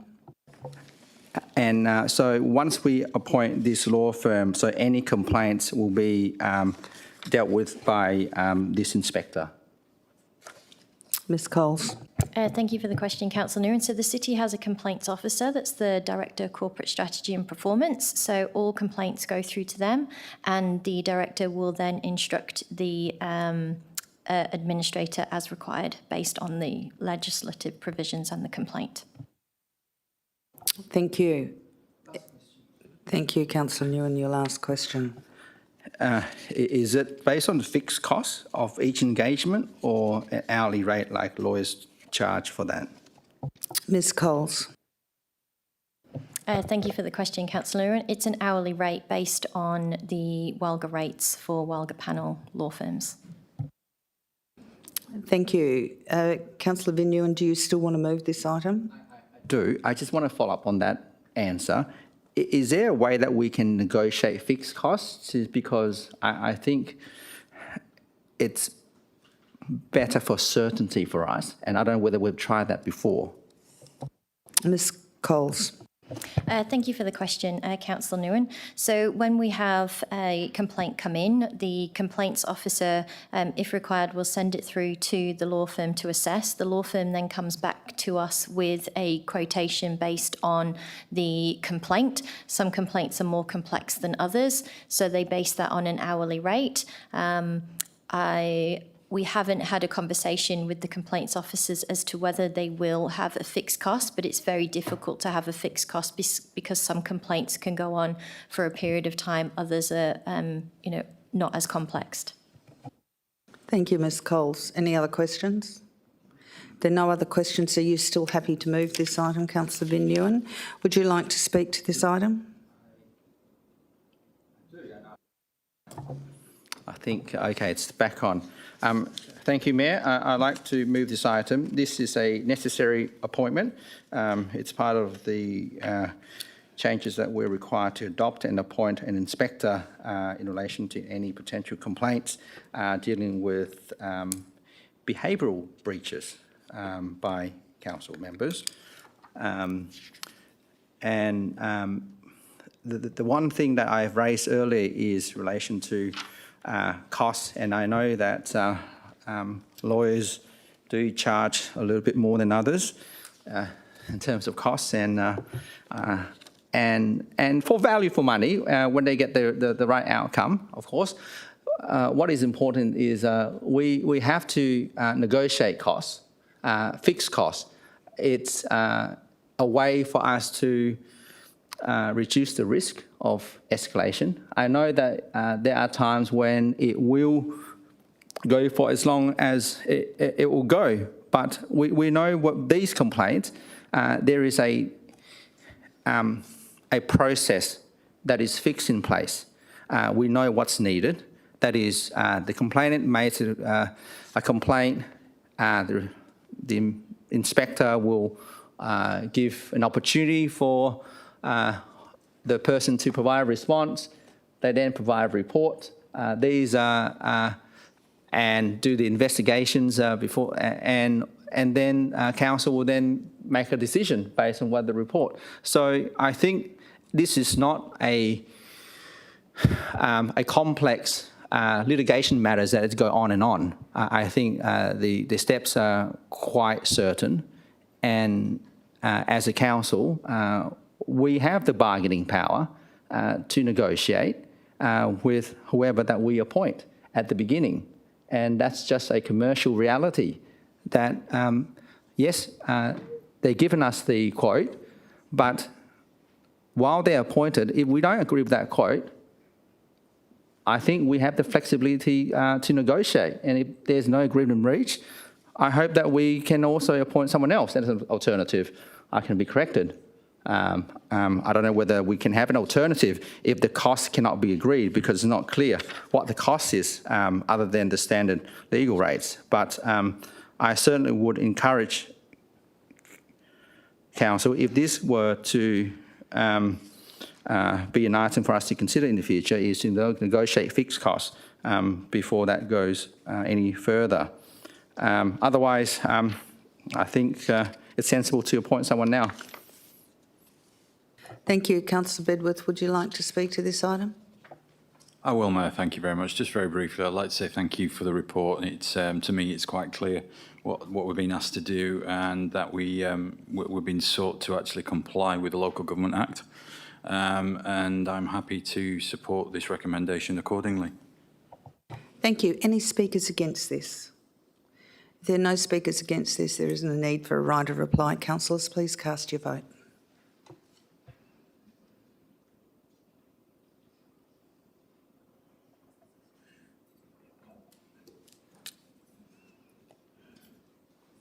And that was passed unanimously. We now go to ASO 40826, tender 26038, the construction of civil and servicing infrastructure for lot 9100 Mather Drive, Neerabup Industrial Area. I understand Councillor Vin Nguyen wanted to ask some questions. Can I have a mover and seconder for this item, please? Moved Councillor Rowe. Seconder, Deputy Mayor Miles. Councillor Rowe, would you like to speak to this item? No, thank you, Mayor, noting that council members have been briefed on this. Thank you. Deputy Mayor Miles, would you like to speak to this item?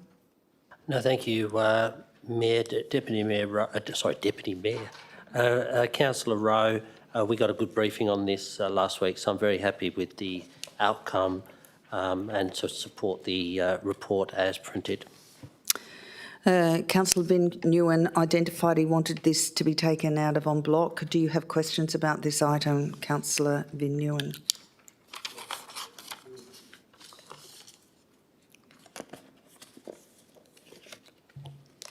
What are your questions? So how do we measure getting value for money for this? Mr. Singh. Thank you, Mayor. As I explained earlier, as part of our tender process, we assess all the tenders based on the qualitative criteria. Then we bring in the price as a quantity, and then after that we do the due diligence on and risk assessment, do the performance, past performance or reference checking, do the financial checks. All of that combined gives us the value of money outcome. Thank you. Do you have another question, Councillor Vin Nguyen? I do. Do we ever, I guess, engage a third party to do any investigations? Director Singh. Can you just clarify investigation in what sense? Councillor Nguyen. Into the ownership, the directors, any civil penalties in the past. These are, I guess, quite serious matters, but I don't know whether those are the things that we do as part of the due diligence. Director Singh.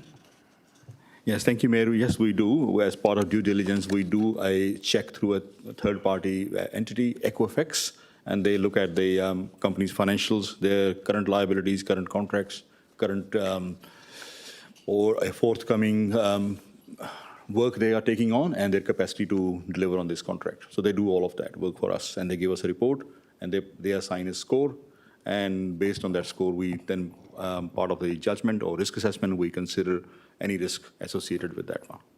Thank you, Director Singh. Do you have another question, Councillor Vin Nguyen? How much does that Equifax report cost? Director Singh. Thank you, Mayor. I don't have that figure offhand, but it's maybe, I think I would hate to raise the figure unless manager ICW knows the figure.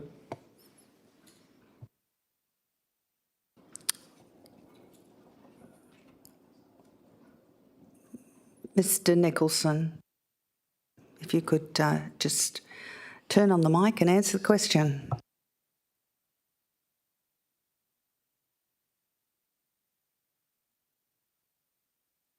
Council, so through you, Madam Mayor, my understanding is that it can cost a few $1,000s to get that report.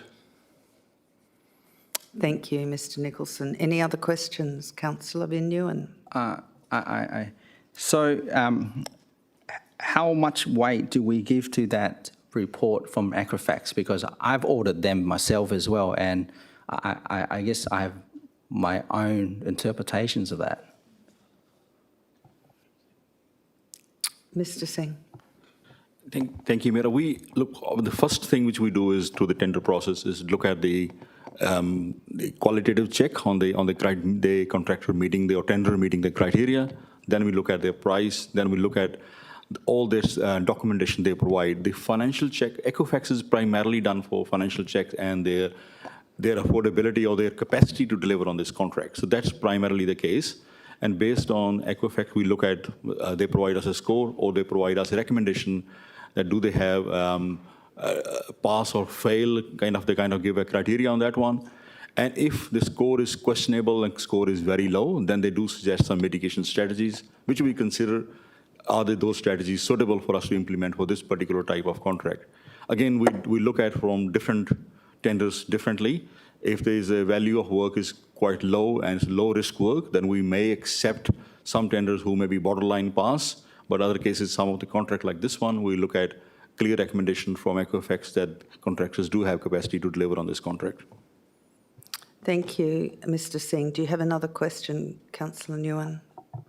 Are we engaging sort of artificial intelligence to assess any of the process that we have in place at the moment? And if we do, why? And if we don't, why not? Mr. Singh. Thank you, Mayor. For our tender assessments, we do the assessment based on the information presented by tenders as part of the tender submissions. That is the only information we consider. And as part of that one, each member of the evaluation panel, they will read through that one. They will consider the requirements of the scope of work and then assign scores. And then that leads us to provide ranking for the tenders. Thank you, Mr. Singh. Any other questions? If there are no other questions, any speakers against? If there are no speakers against, we don't need the right of reply. Councillors, please cast your vote.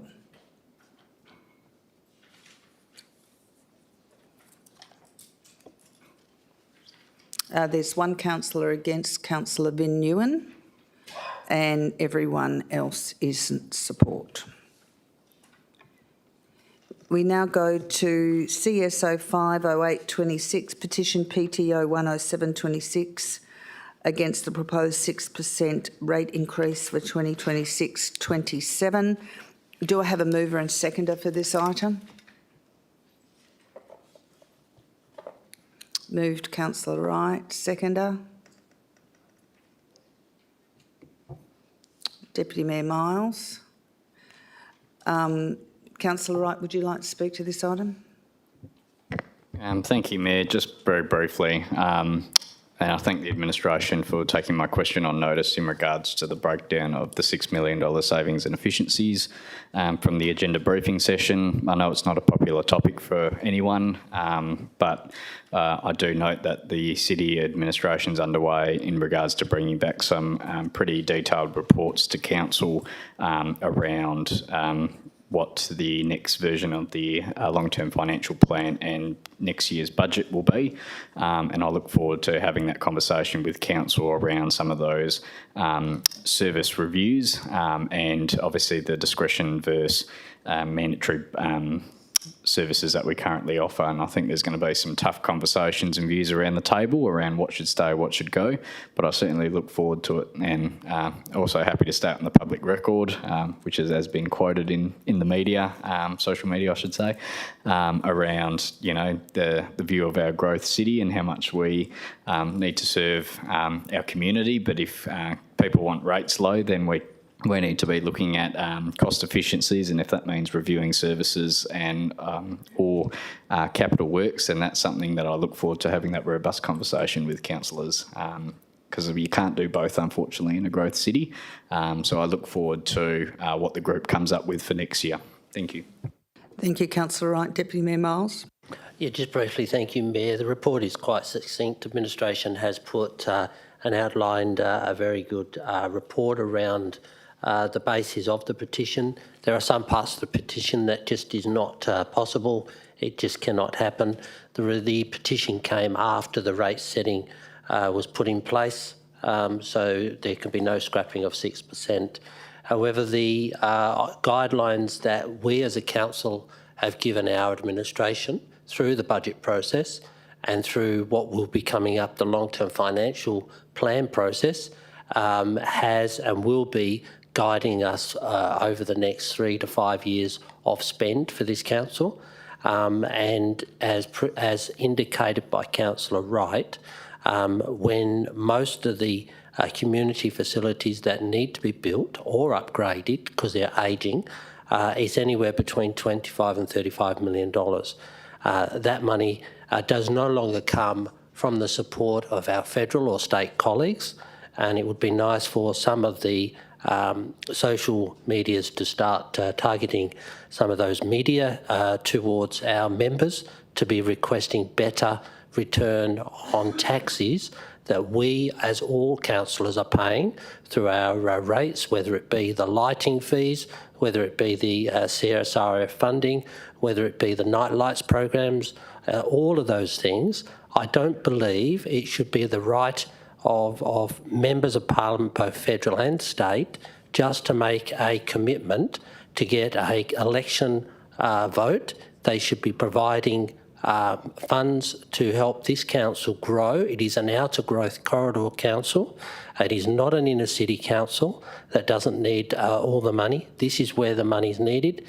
People that buy blocks of land are contributing heavily towards infrastructure in the new suburbs that they're buying into. And then obviously the rest of the ratepayers have to pay the other third. But I am waiting to see where the long-term financial plan is. I have spoken to our directors responsible, and that's where we will be having those challenges. And while some people talk about discretionary and some people talking about mandatory expenses, the whole costs along the whole of the government or local government budgets is intertwined. So if residents want to lose 1 or 2 or 3%, then we'll shut down the libraries. If residents still want to save money on our waste, we'll get rid of the yellow bin and the green bin, and we'll only have a red bin, because those things that I just mentioned are discretionary under the Act. Thank you, councillors. Thank you, Deputy Mayor Miles. Do I have a speaker against this item? Questions? Okay, Councillor Van Nguyen has questions. Go ahead, Councillor Van Nguyen. I don't have too many questions, Mayor, on this item, but there was one item that Deputy Mayor sort of was saying all these costs and we have to cut them if we want to cut the rates. There's one thing I think maybe was left out was did the rate increase include the CEO's wage increase? That is confidential and that is directed to a person, and Yes. it is not appropriate to bring it up in this forum at all. Thank you. I have ruled it inappropriate. If you have another question, you have another question. I do. I've got But it's multiple. about a staff member and personal business, and it's not appropriate to be brought up in this forum. Any questions asked around this item, I will stop immediately. Right. Okay, so be careful about your questioning in the future. Under the standing orders, I Yes. cannot allow it. Councillor All right. Van Nguyen, do you have another question? I've got multiple questions. Now, does the rate increase include the alcohol, networking events and the allowances that are payable to council members?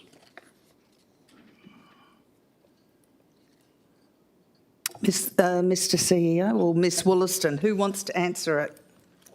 Mr CEO. Thank you. Always look over at the directors, and there was a bit of eyes down and looking elsewhere, so I'll take this one. So, Councillor Nguyen, as you know, when we sit down and build the budget, we include all of our operating expenditure and all of our capital costs. We forecast out our revenue, and in the way that we went through the budget this year, there was an extensive process that we went through in terms of trying to identify savings. So the items that you listed are all examples of operating expenditure that are all included in this year's budget. If it's not in the budget, we don't do it. That's the long and short of it. Thank you, Mr CEO. Do you have another question? Did you have a point of order? No. Okay. Councillor Van Nguyen. And so that include the increase in staff costs and salaries. Mr CEO. As I said before, Councillor Nguyen, every item of expenditure that the city will incur this financial year is included in the budget. If it's not in the budget, that's when we come back to you and we ask for a decision of council to include something in the budget. Those changes can include either increases in expenditure or increases in revenue. The next time that we revisit the budget is the mid-year budget review, which is typically presented to council in February. As you'd be aware, the budget is a forecast, and at mid-year we get an opportunity to see how we're tracking and we make changes appropriately, but all items of expenditure are included in the budget. Thank you, Mr CEO. Do you have another question, Councillor Van Nguyen? Councillor Rowe, you wanted to speak to the item? Just a couple of quick rapid-fire questions, Mayor. Is it correct that council members participated in 4 standard budget workshops plus an additional ward budget workshop in preparation for the annual budget? Mr CEO. Thanks for the question, Councillor Rowe. That sounds right. It may have even been a couple more, but yeah, there was a number of workshops that were held throughout the year in the lead up to the adoption of the budget. Councillor Rowe. Second question, Mayor. Did council adopt my motion on notice last year to publish all councillor attendance records at forums of council? Mr CEO. Just a moment. What is your point of order? It's not related to this item. Irrelevance. Speaking to the point of order, irrelevance or relevance is not in the standing orders. Please respond.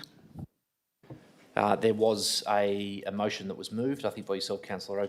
Can't recall the exact details, but it was around publishing details of attendance from elected members in the annual report. Thank you. Do you have another question, Councillor Rowe? And one which I'm happy for it to be taken on notice. In terms of that motion on notice, I remember it was for quarterly updates to be provided. I believe we're in line for another quarterly update. My question to be taken on notice, when will that update be provided and will it indicate which elected members attended those budget workshops? Mr CEO. I certainly will take Point of that order.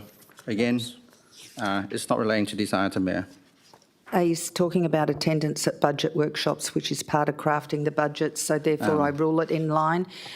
Councillor Nguyen, I rule it in line. Mr CEO, could you respond? You're done? Okay. Do we have any other questions on this item? If there are no other questions, Councillor Seif. Thank you, Mayor. I'm just rereading the petition, and I thank the residents for submitting their petition. Whilst I know that the petition doesn't put the bullet points as questions, would it be possible for administration to provide responses to those bullet points? Ms. In a Wollaston? briefing note or something that can be shared with the residents? Ms. Wollaston? Thank you, Mayor. Yes, that's possible. We can do that. We can incorporate that in the minutes, can't we? And they'll be in the printed minutes for the agenda, won't they? Thank you. Any other questions? If there are no other questions, do I have a speaker against? Councillor Van Nguyen. Obviously, residents want outcome, not promises, not meetings over meetings, not plans over plans, not strategies. They want outcome. And over many, many years, they haven't got the outcome that they want, regardless of how many times you've met, planned, executed, promised, not delivered. That is the answer. And it's unfortunate because we have residents that come here every single meeting. They have raised their voice, concerns, probably their concerns been silenced, they've been acknowledged, but nothing's been done to really meet residents' concerns. So they've signed many petitions in the past, I've seen, but I have not seen any outcome that supports petitions in relation to the rates. There's been no commitment to even commit to increase to CPI. No commitment at all. And there's no reason why we can't work within the CPI increase framework. And this is not a budget issue. This is an outcome that can be delivered, but we're all hesitating to do it because I don't know. I don't know why we can't commit to even CPI or below. We are a very large council. We have economy of scales. We can do many things in-house. But when we receive reports that may seem too risky, we wouldn't want to take the risk because of potential cost overflow, and we wouldn't explore new ideas to cut costs, increase savings, and create efficiencies. And we concern ourselves with everything else other than getting the outcome. And residents are raising their arms and legs and everything else, and they come here and unfortunately fall into my death here. But I'm listening. I am raising the voice and the concern, and maybe consider one of those nice items on the list that they've asked for regarding alcohol at council meeting. Maybe that's something to celebrate about in the future. But I'll be voting against this item. Thank you. Thank you, Councillor Nguyen. Do I have a speaker for? Councillor Rowe. Thank you, Mayor. I didn't intend to speak in favour of the report, but what I will say is just a couple of comments, and I'm conscious that what is discussed in the budget workshops is confidential, and I respect the confidentiality of those discussions. But what I can advise that's generic in nature is that they take place in a 6-month period in the lead up to the adoption of the annual budget. And the other 6 months of the year, Council is reviewing its long-term financial plan. In that room, we can be present, those of us who are there, for some 4 to 5 hours. We have robust, rigorous discussions in terms of scaling back the capital program and looking at individual line items and trying to assess the level of need, whether it can be staggered, whether we can approach other levels of government for funding. We look through each line-by-line item of the fees and the charges. We look through the operating budget and the service unit plans, and we have some very tough conversations to arrive at the conclusion that is ultimately advertised for the public consultation period, public engagement period, and then the evening of the budget vote. So specifically, not only for the petitioners, but for everyone listening at home, what I want to give assurance of is the legitimacy of that process, how many hours go into that process, how tough the decisions are that are made, and the many considerations that are made as part of that process. It's not a matter that any of us take lightly, and I just wanted to provide that assurance and that context because I think it is very, very important. Thank you. Any speakers against? Okay. Councillor Wright, do you want the right of reply? Thanks, Mayor. I've been thinking about how I want to respond to it, but I'm going to take the high ground on this one. I appreciate the 12 to 13 elected members that have contributed to the budget. It is not perfect, and by all means, there are a lot of opportunities for improvement, I should say. However, life is always easier in opposition. It's easy to throw shade, to, you know, by all means, you know, all these fantastic ideas, as people say, you know, hindsight's a beautiful thing.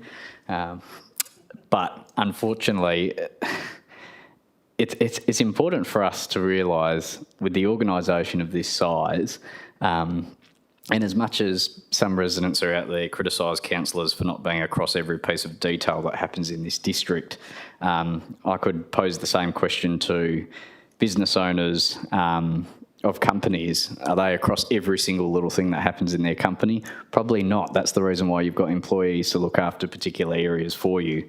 I think some of the assertions by some council members are strange in nature. However, I'm yet to receive any alternative views that have been put forward in the shape of an alternate, in terms of an amendment, in terms of a motion, in terms of a report to a committee or a working group, or including the other option which is available to council members, including getting 3 of their colleagues to table a report to a concept forum. I'm yet to receive any of those options in regards to any council members around the table that have alternative views. However, I appreciate that the 12 to 13 councillors that have been around the conversation since the start of forming our 2 largest, complex and most influential documents that this council has control of should be commended for the work that they're doing. By all means, it's not perfect. I don't think people are entirely happy with what the city has had to do. However, as we've been provided in numerous reports, the city's financial position is not in the best shape, and that was demonstrated through an amendment that was proposed to or by this council to get our finances back in check by the end of the financial year. We've obviously got a long road to go still. However, it is unhelpful to have some council members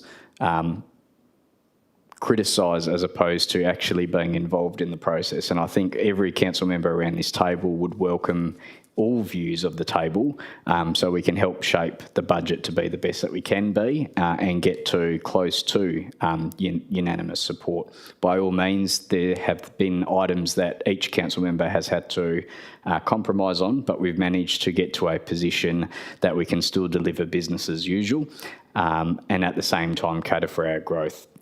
I'll keep my comments there, Mayor, but I commend what Councillor Rowe has raised and some of the other various members around the table have raised.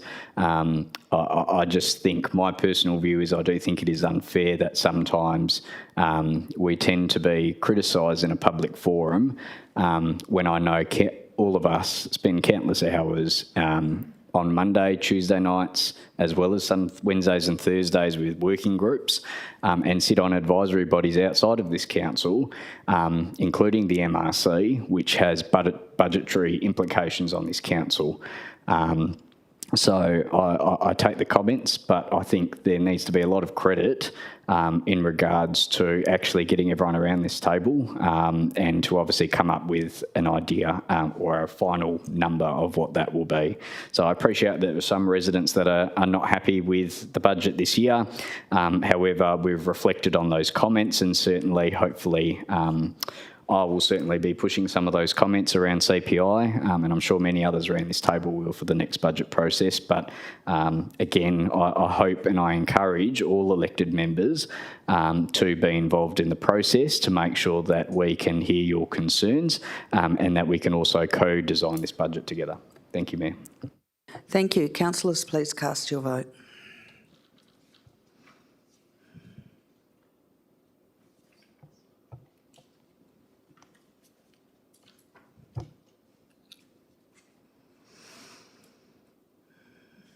And we have 12 councillors supporting the recommendation. We have 1 councillor against, which is Councillor Van Nguyen. I'm going to ask that I move to go into a break of 15 minutes. Do I have a seconder for that, please? Deputy Mayor Miles, can we please go to a break at 8 o'clock for 15 minutes? Thank you. Can we go to vote, please?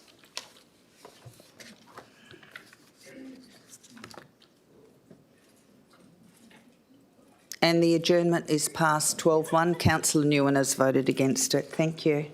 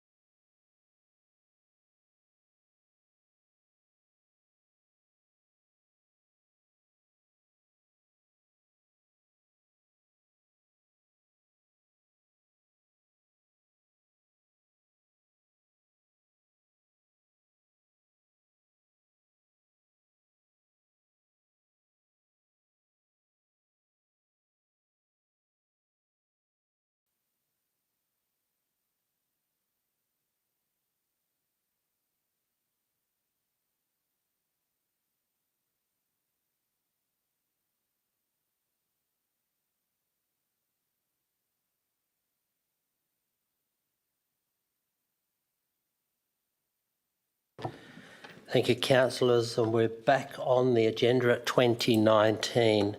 Councillors, just for your information, the Mayor's had to dash off, so therefore I'm standing in for the remainder of the meeting tonight. Also, Councillor Nguyen has left during the break as well. So we're moving on to CEO 40826. Can I have a mover for this item? Councillor Rowe. Can I have a seconder for this item? Councillor Figg. Councillor Rowe, would you like to speak to this item? Only to note, Deputy Mayor, that it is to release this for public advertising in which members of the public will be able to make detailed comment on the proposals that are before us, and the report articulates the reasons as to why the city should be undertaking this process at this point in time. Councillor Figg. Thank you, Deputy Mayor.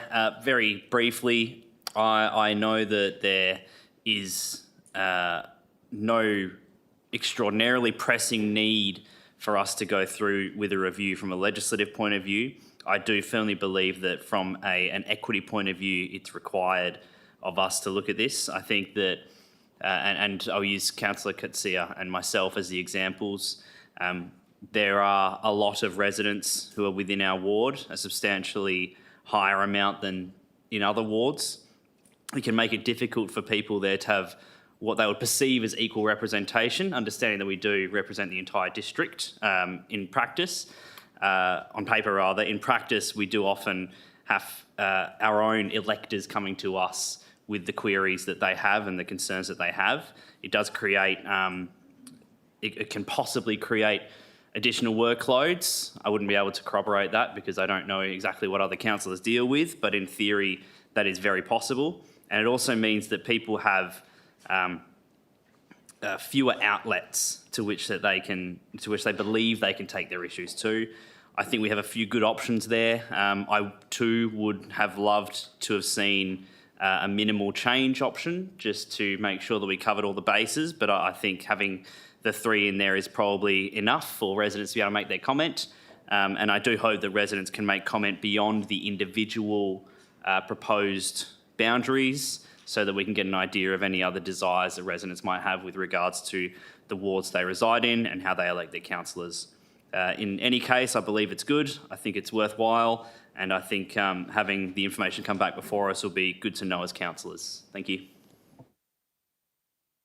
Thank you, councillors. Is there anybody who wishes to speak against this item? Councillor Bedworth.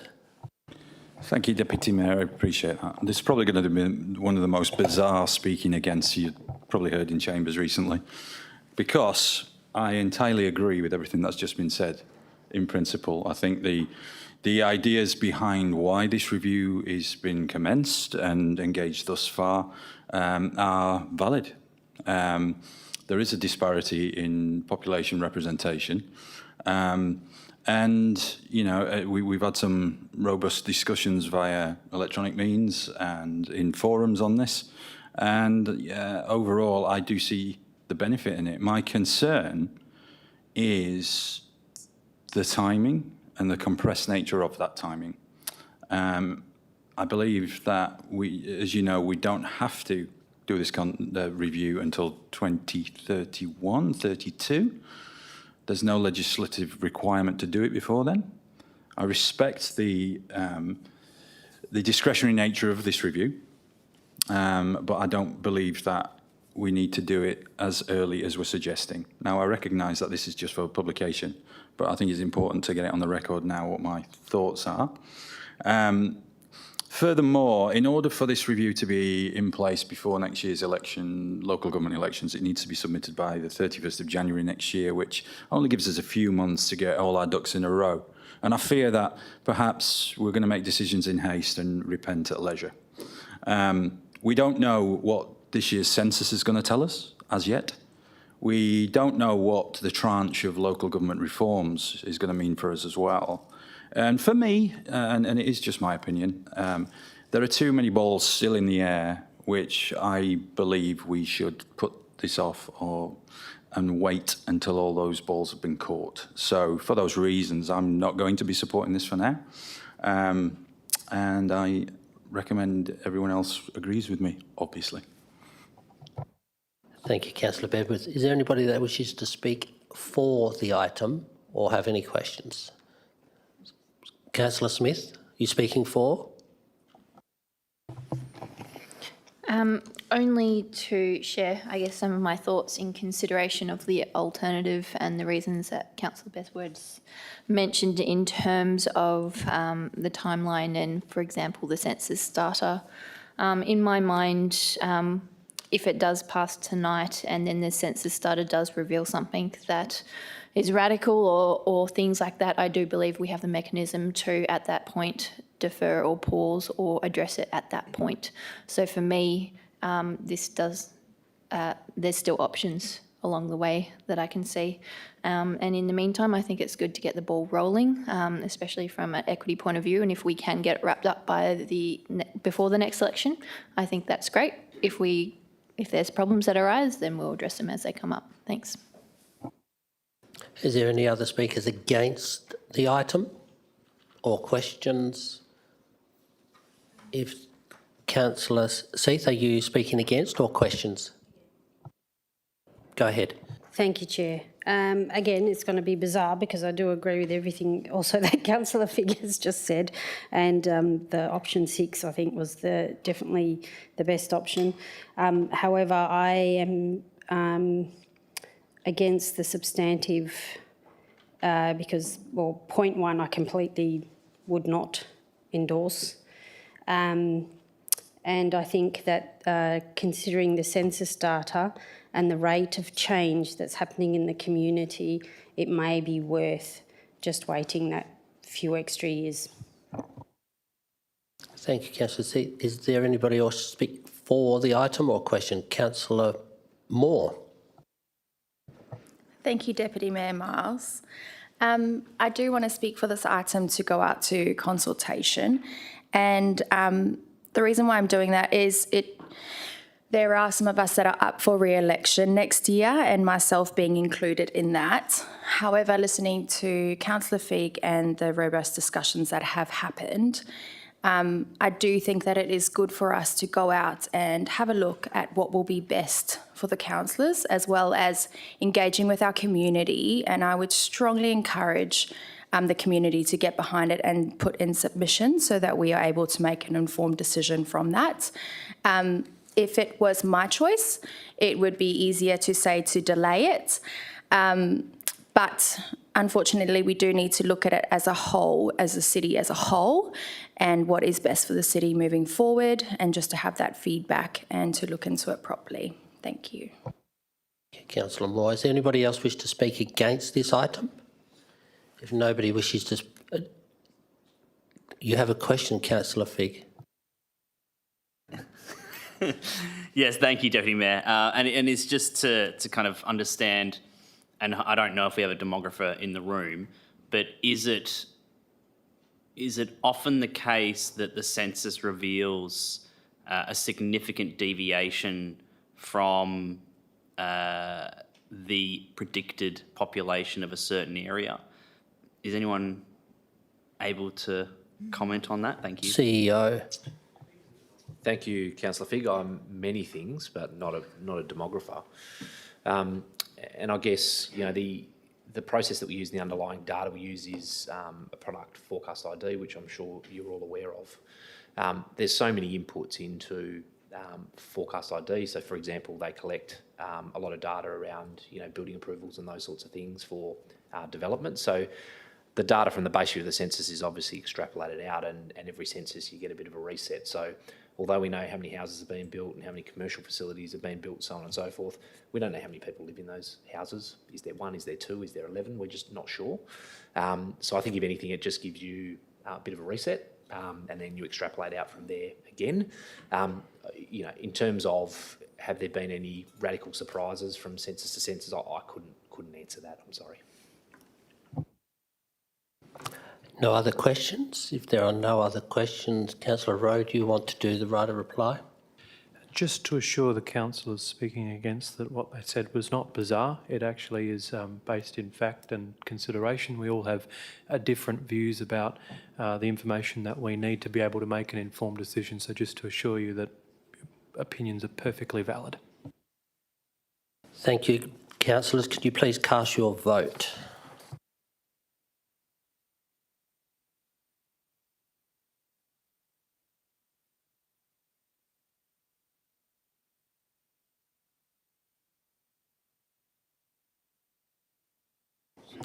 Okay, so that is 9 supports, 2 against. Councillor Seith, remember I'm colourblind, Councillor Seith voted against, as well as Councillor Bedworth. All other councillors voted for. It's no good you looking. I was going to help you, I'm colourblind too. Thank you, councillors, yes. Well, he's pointing away, it's like, yeah. Okay. That was green. MN 010826, which is actually a notice of motion of mine. So I do feel odd that I'm now up here having to deal with it. I just want to let councillors know that this actual notice of motion did start some 8 weeks ago, but because of the stress and the issues that the council had to deal with behind the scenes with MRC and that, this sort of got dropped off. And it did get up and rewrote when Director Singh came back from his sojourn. So my notice of motion, MN 010826, I will move that item, and Councillor Coetzee is seconding that item. Councillors, this is the old driver reviver van. Look, the report is quite succinct. Administration has indicated what was going to happen. It was just going to be auctioned off to the highest bidder. On this occasion, I feel that it has a far better use if we can retain it in one of our voluntary groups. And the reason I suggested the Two Rocks emergency group is because they are actually in that northern end and have suggested that they can use this on a lot more than just the driver reviver, which they said they will apply for grant funding through the Road Safety Board for that. So they're hoping to be able to continue that in some different shape using their cadets as the volunteers. The other issue is it can be stored up there in Two Rocks and Yanship. Apparently they do have some storage. They can put stuff in. They've already got a sea container, like everybody else seems to have sea containers. I'm not really going to want to go too much into it. It is self-explanatory. I don't want to lose it just to a commercial development purchaser. I want it to be used continually for a community. I think up there in the Two Rocks Yanship area, which they also said, by the way, if there is a fire or something like that, they can also use it for that, where they can actually prepare sandwiches and the like using the volunteer bushfire support workers as well. So with that, I'll go over to Councillor Coetzee for her words of wisdom. Thank you. My words of wisdom, here it goes.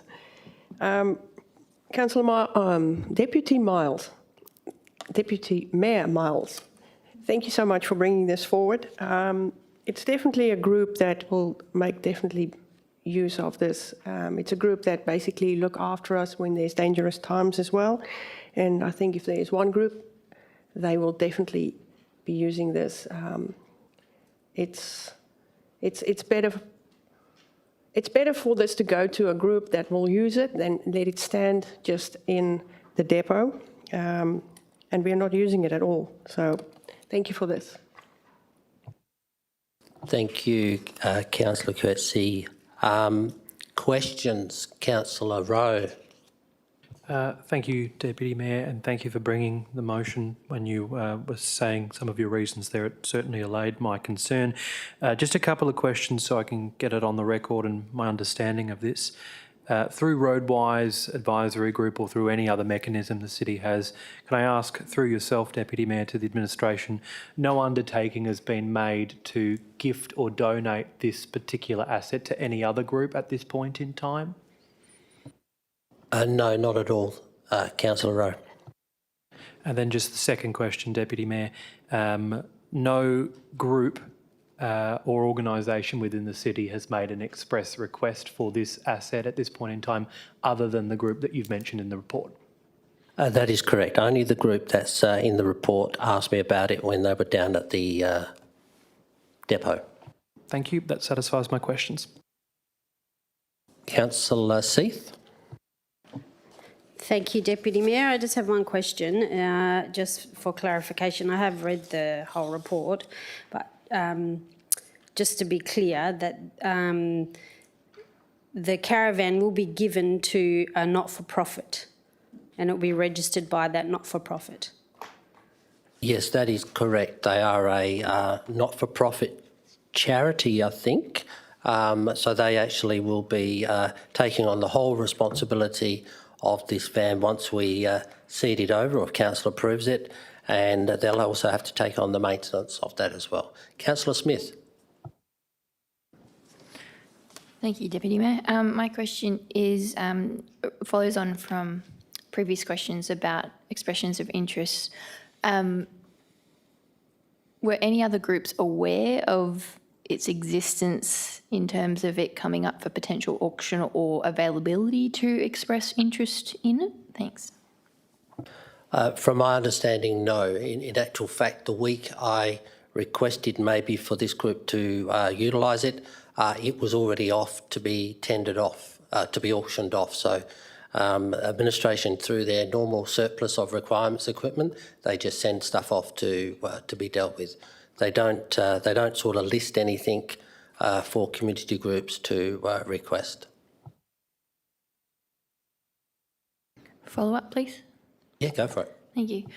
So was the group made aware of it through yourself? It was a conversation on the Keys to the City event downstairs.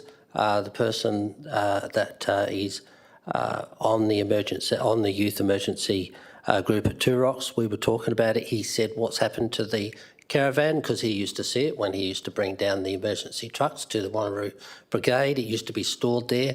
And I said, well, I can check it out. He said we could use it from time to time.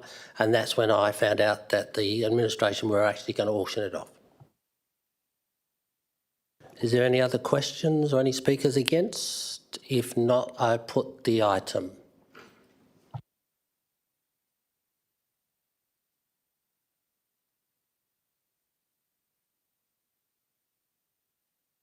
Thank you, councillors. That's unanimous. And I'm sure when the trailer gets handed over, the two ward councillors should be in attendance to make sure they see that wonderful thing. Okay, now we've got a confidential item. We need to move behind closed door. I need a mover and a seconder to go behind closed doors as we're dealing about a confidential item.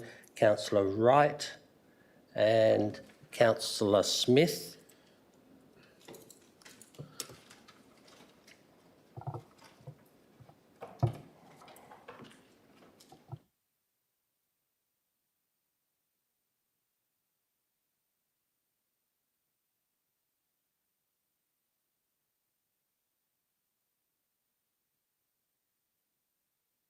Thank you. That's unanimous, councillors.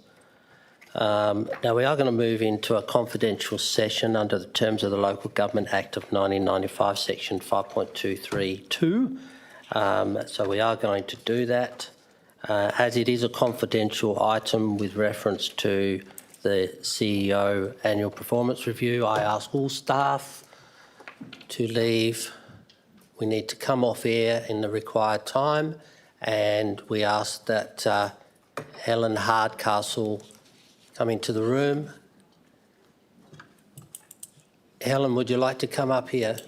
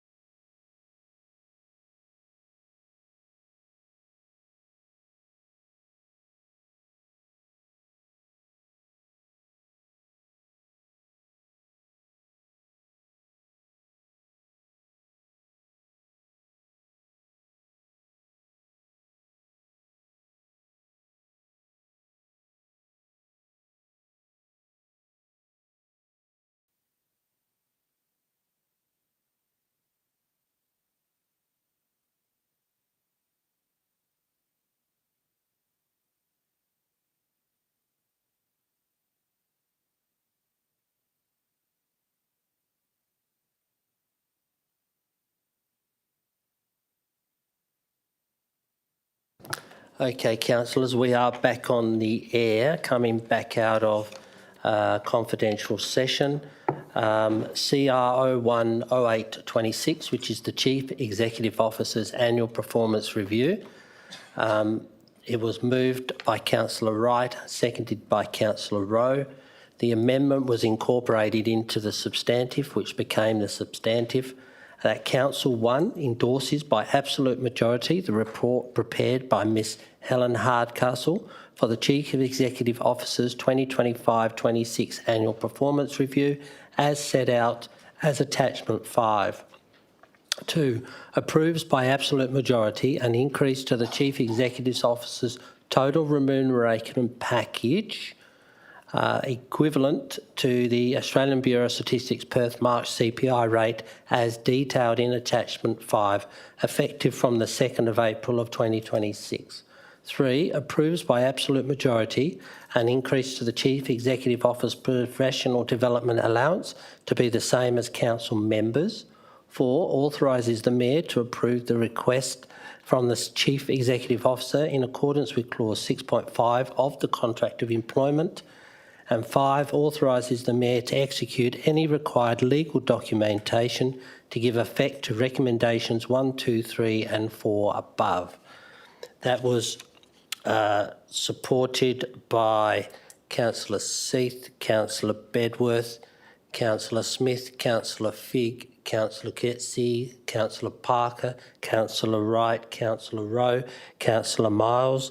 Those that voted against was Councillor Moore and Councillor Huntley. With that being said, councillors, that is the end of tonight's meeting. The next date of is agenda briefing at 6 p.m. Tuesday, the 8th of September of 2026, to be held in the Council Chamber, Civic Centre, 23 Dundebar Road. We are closed at 9:16.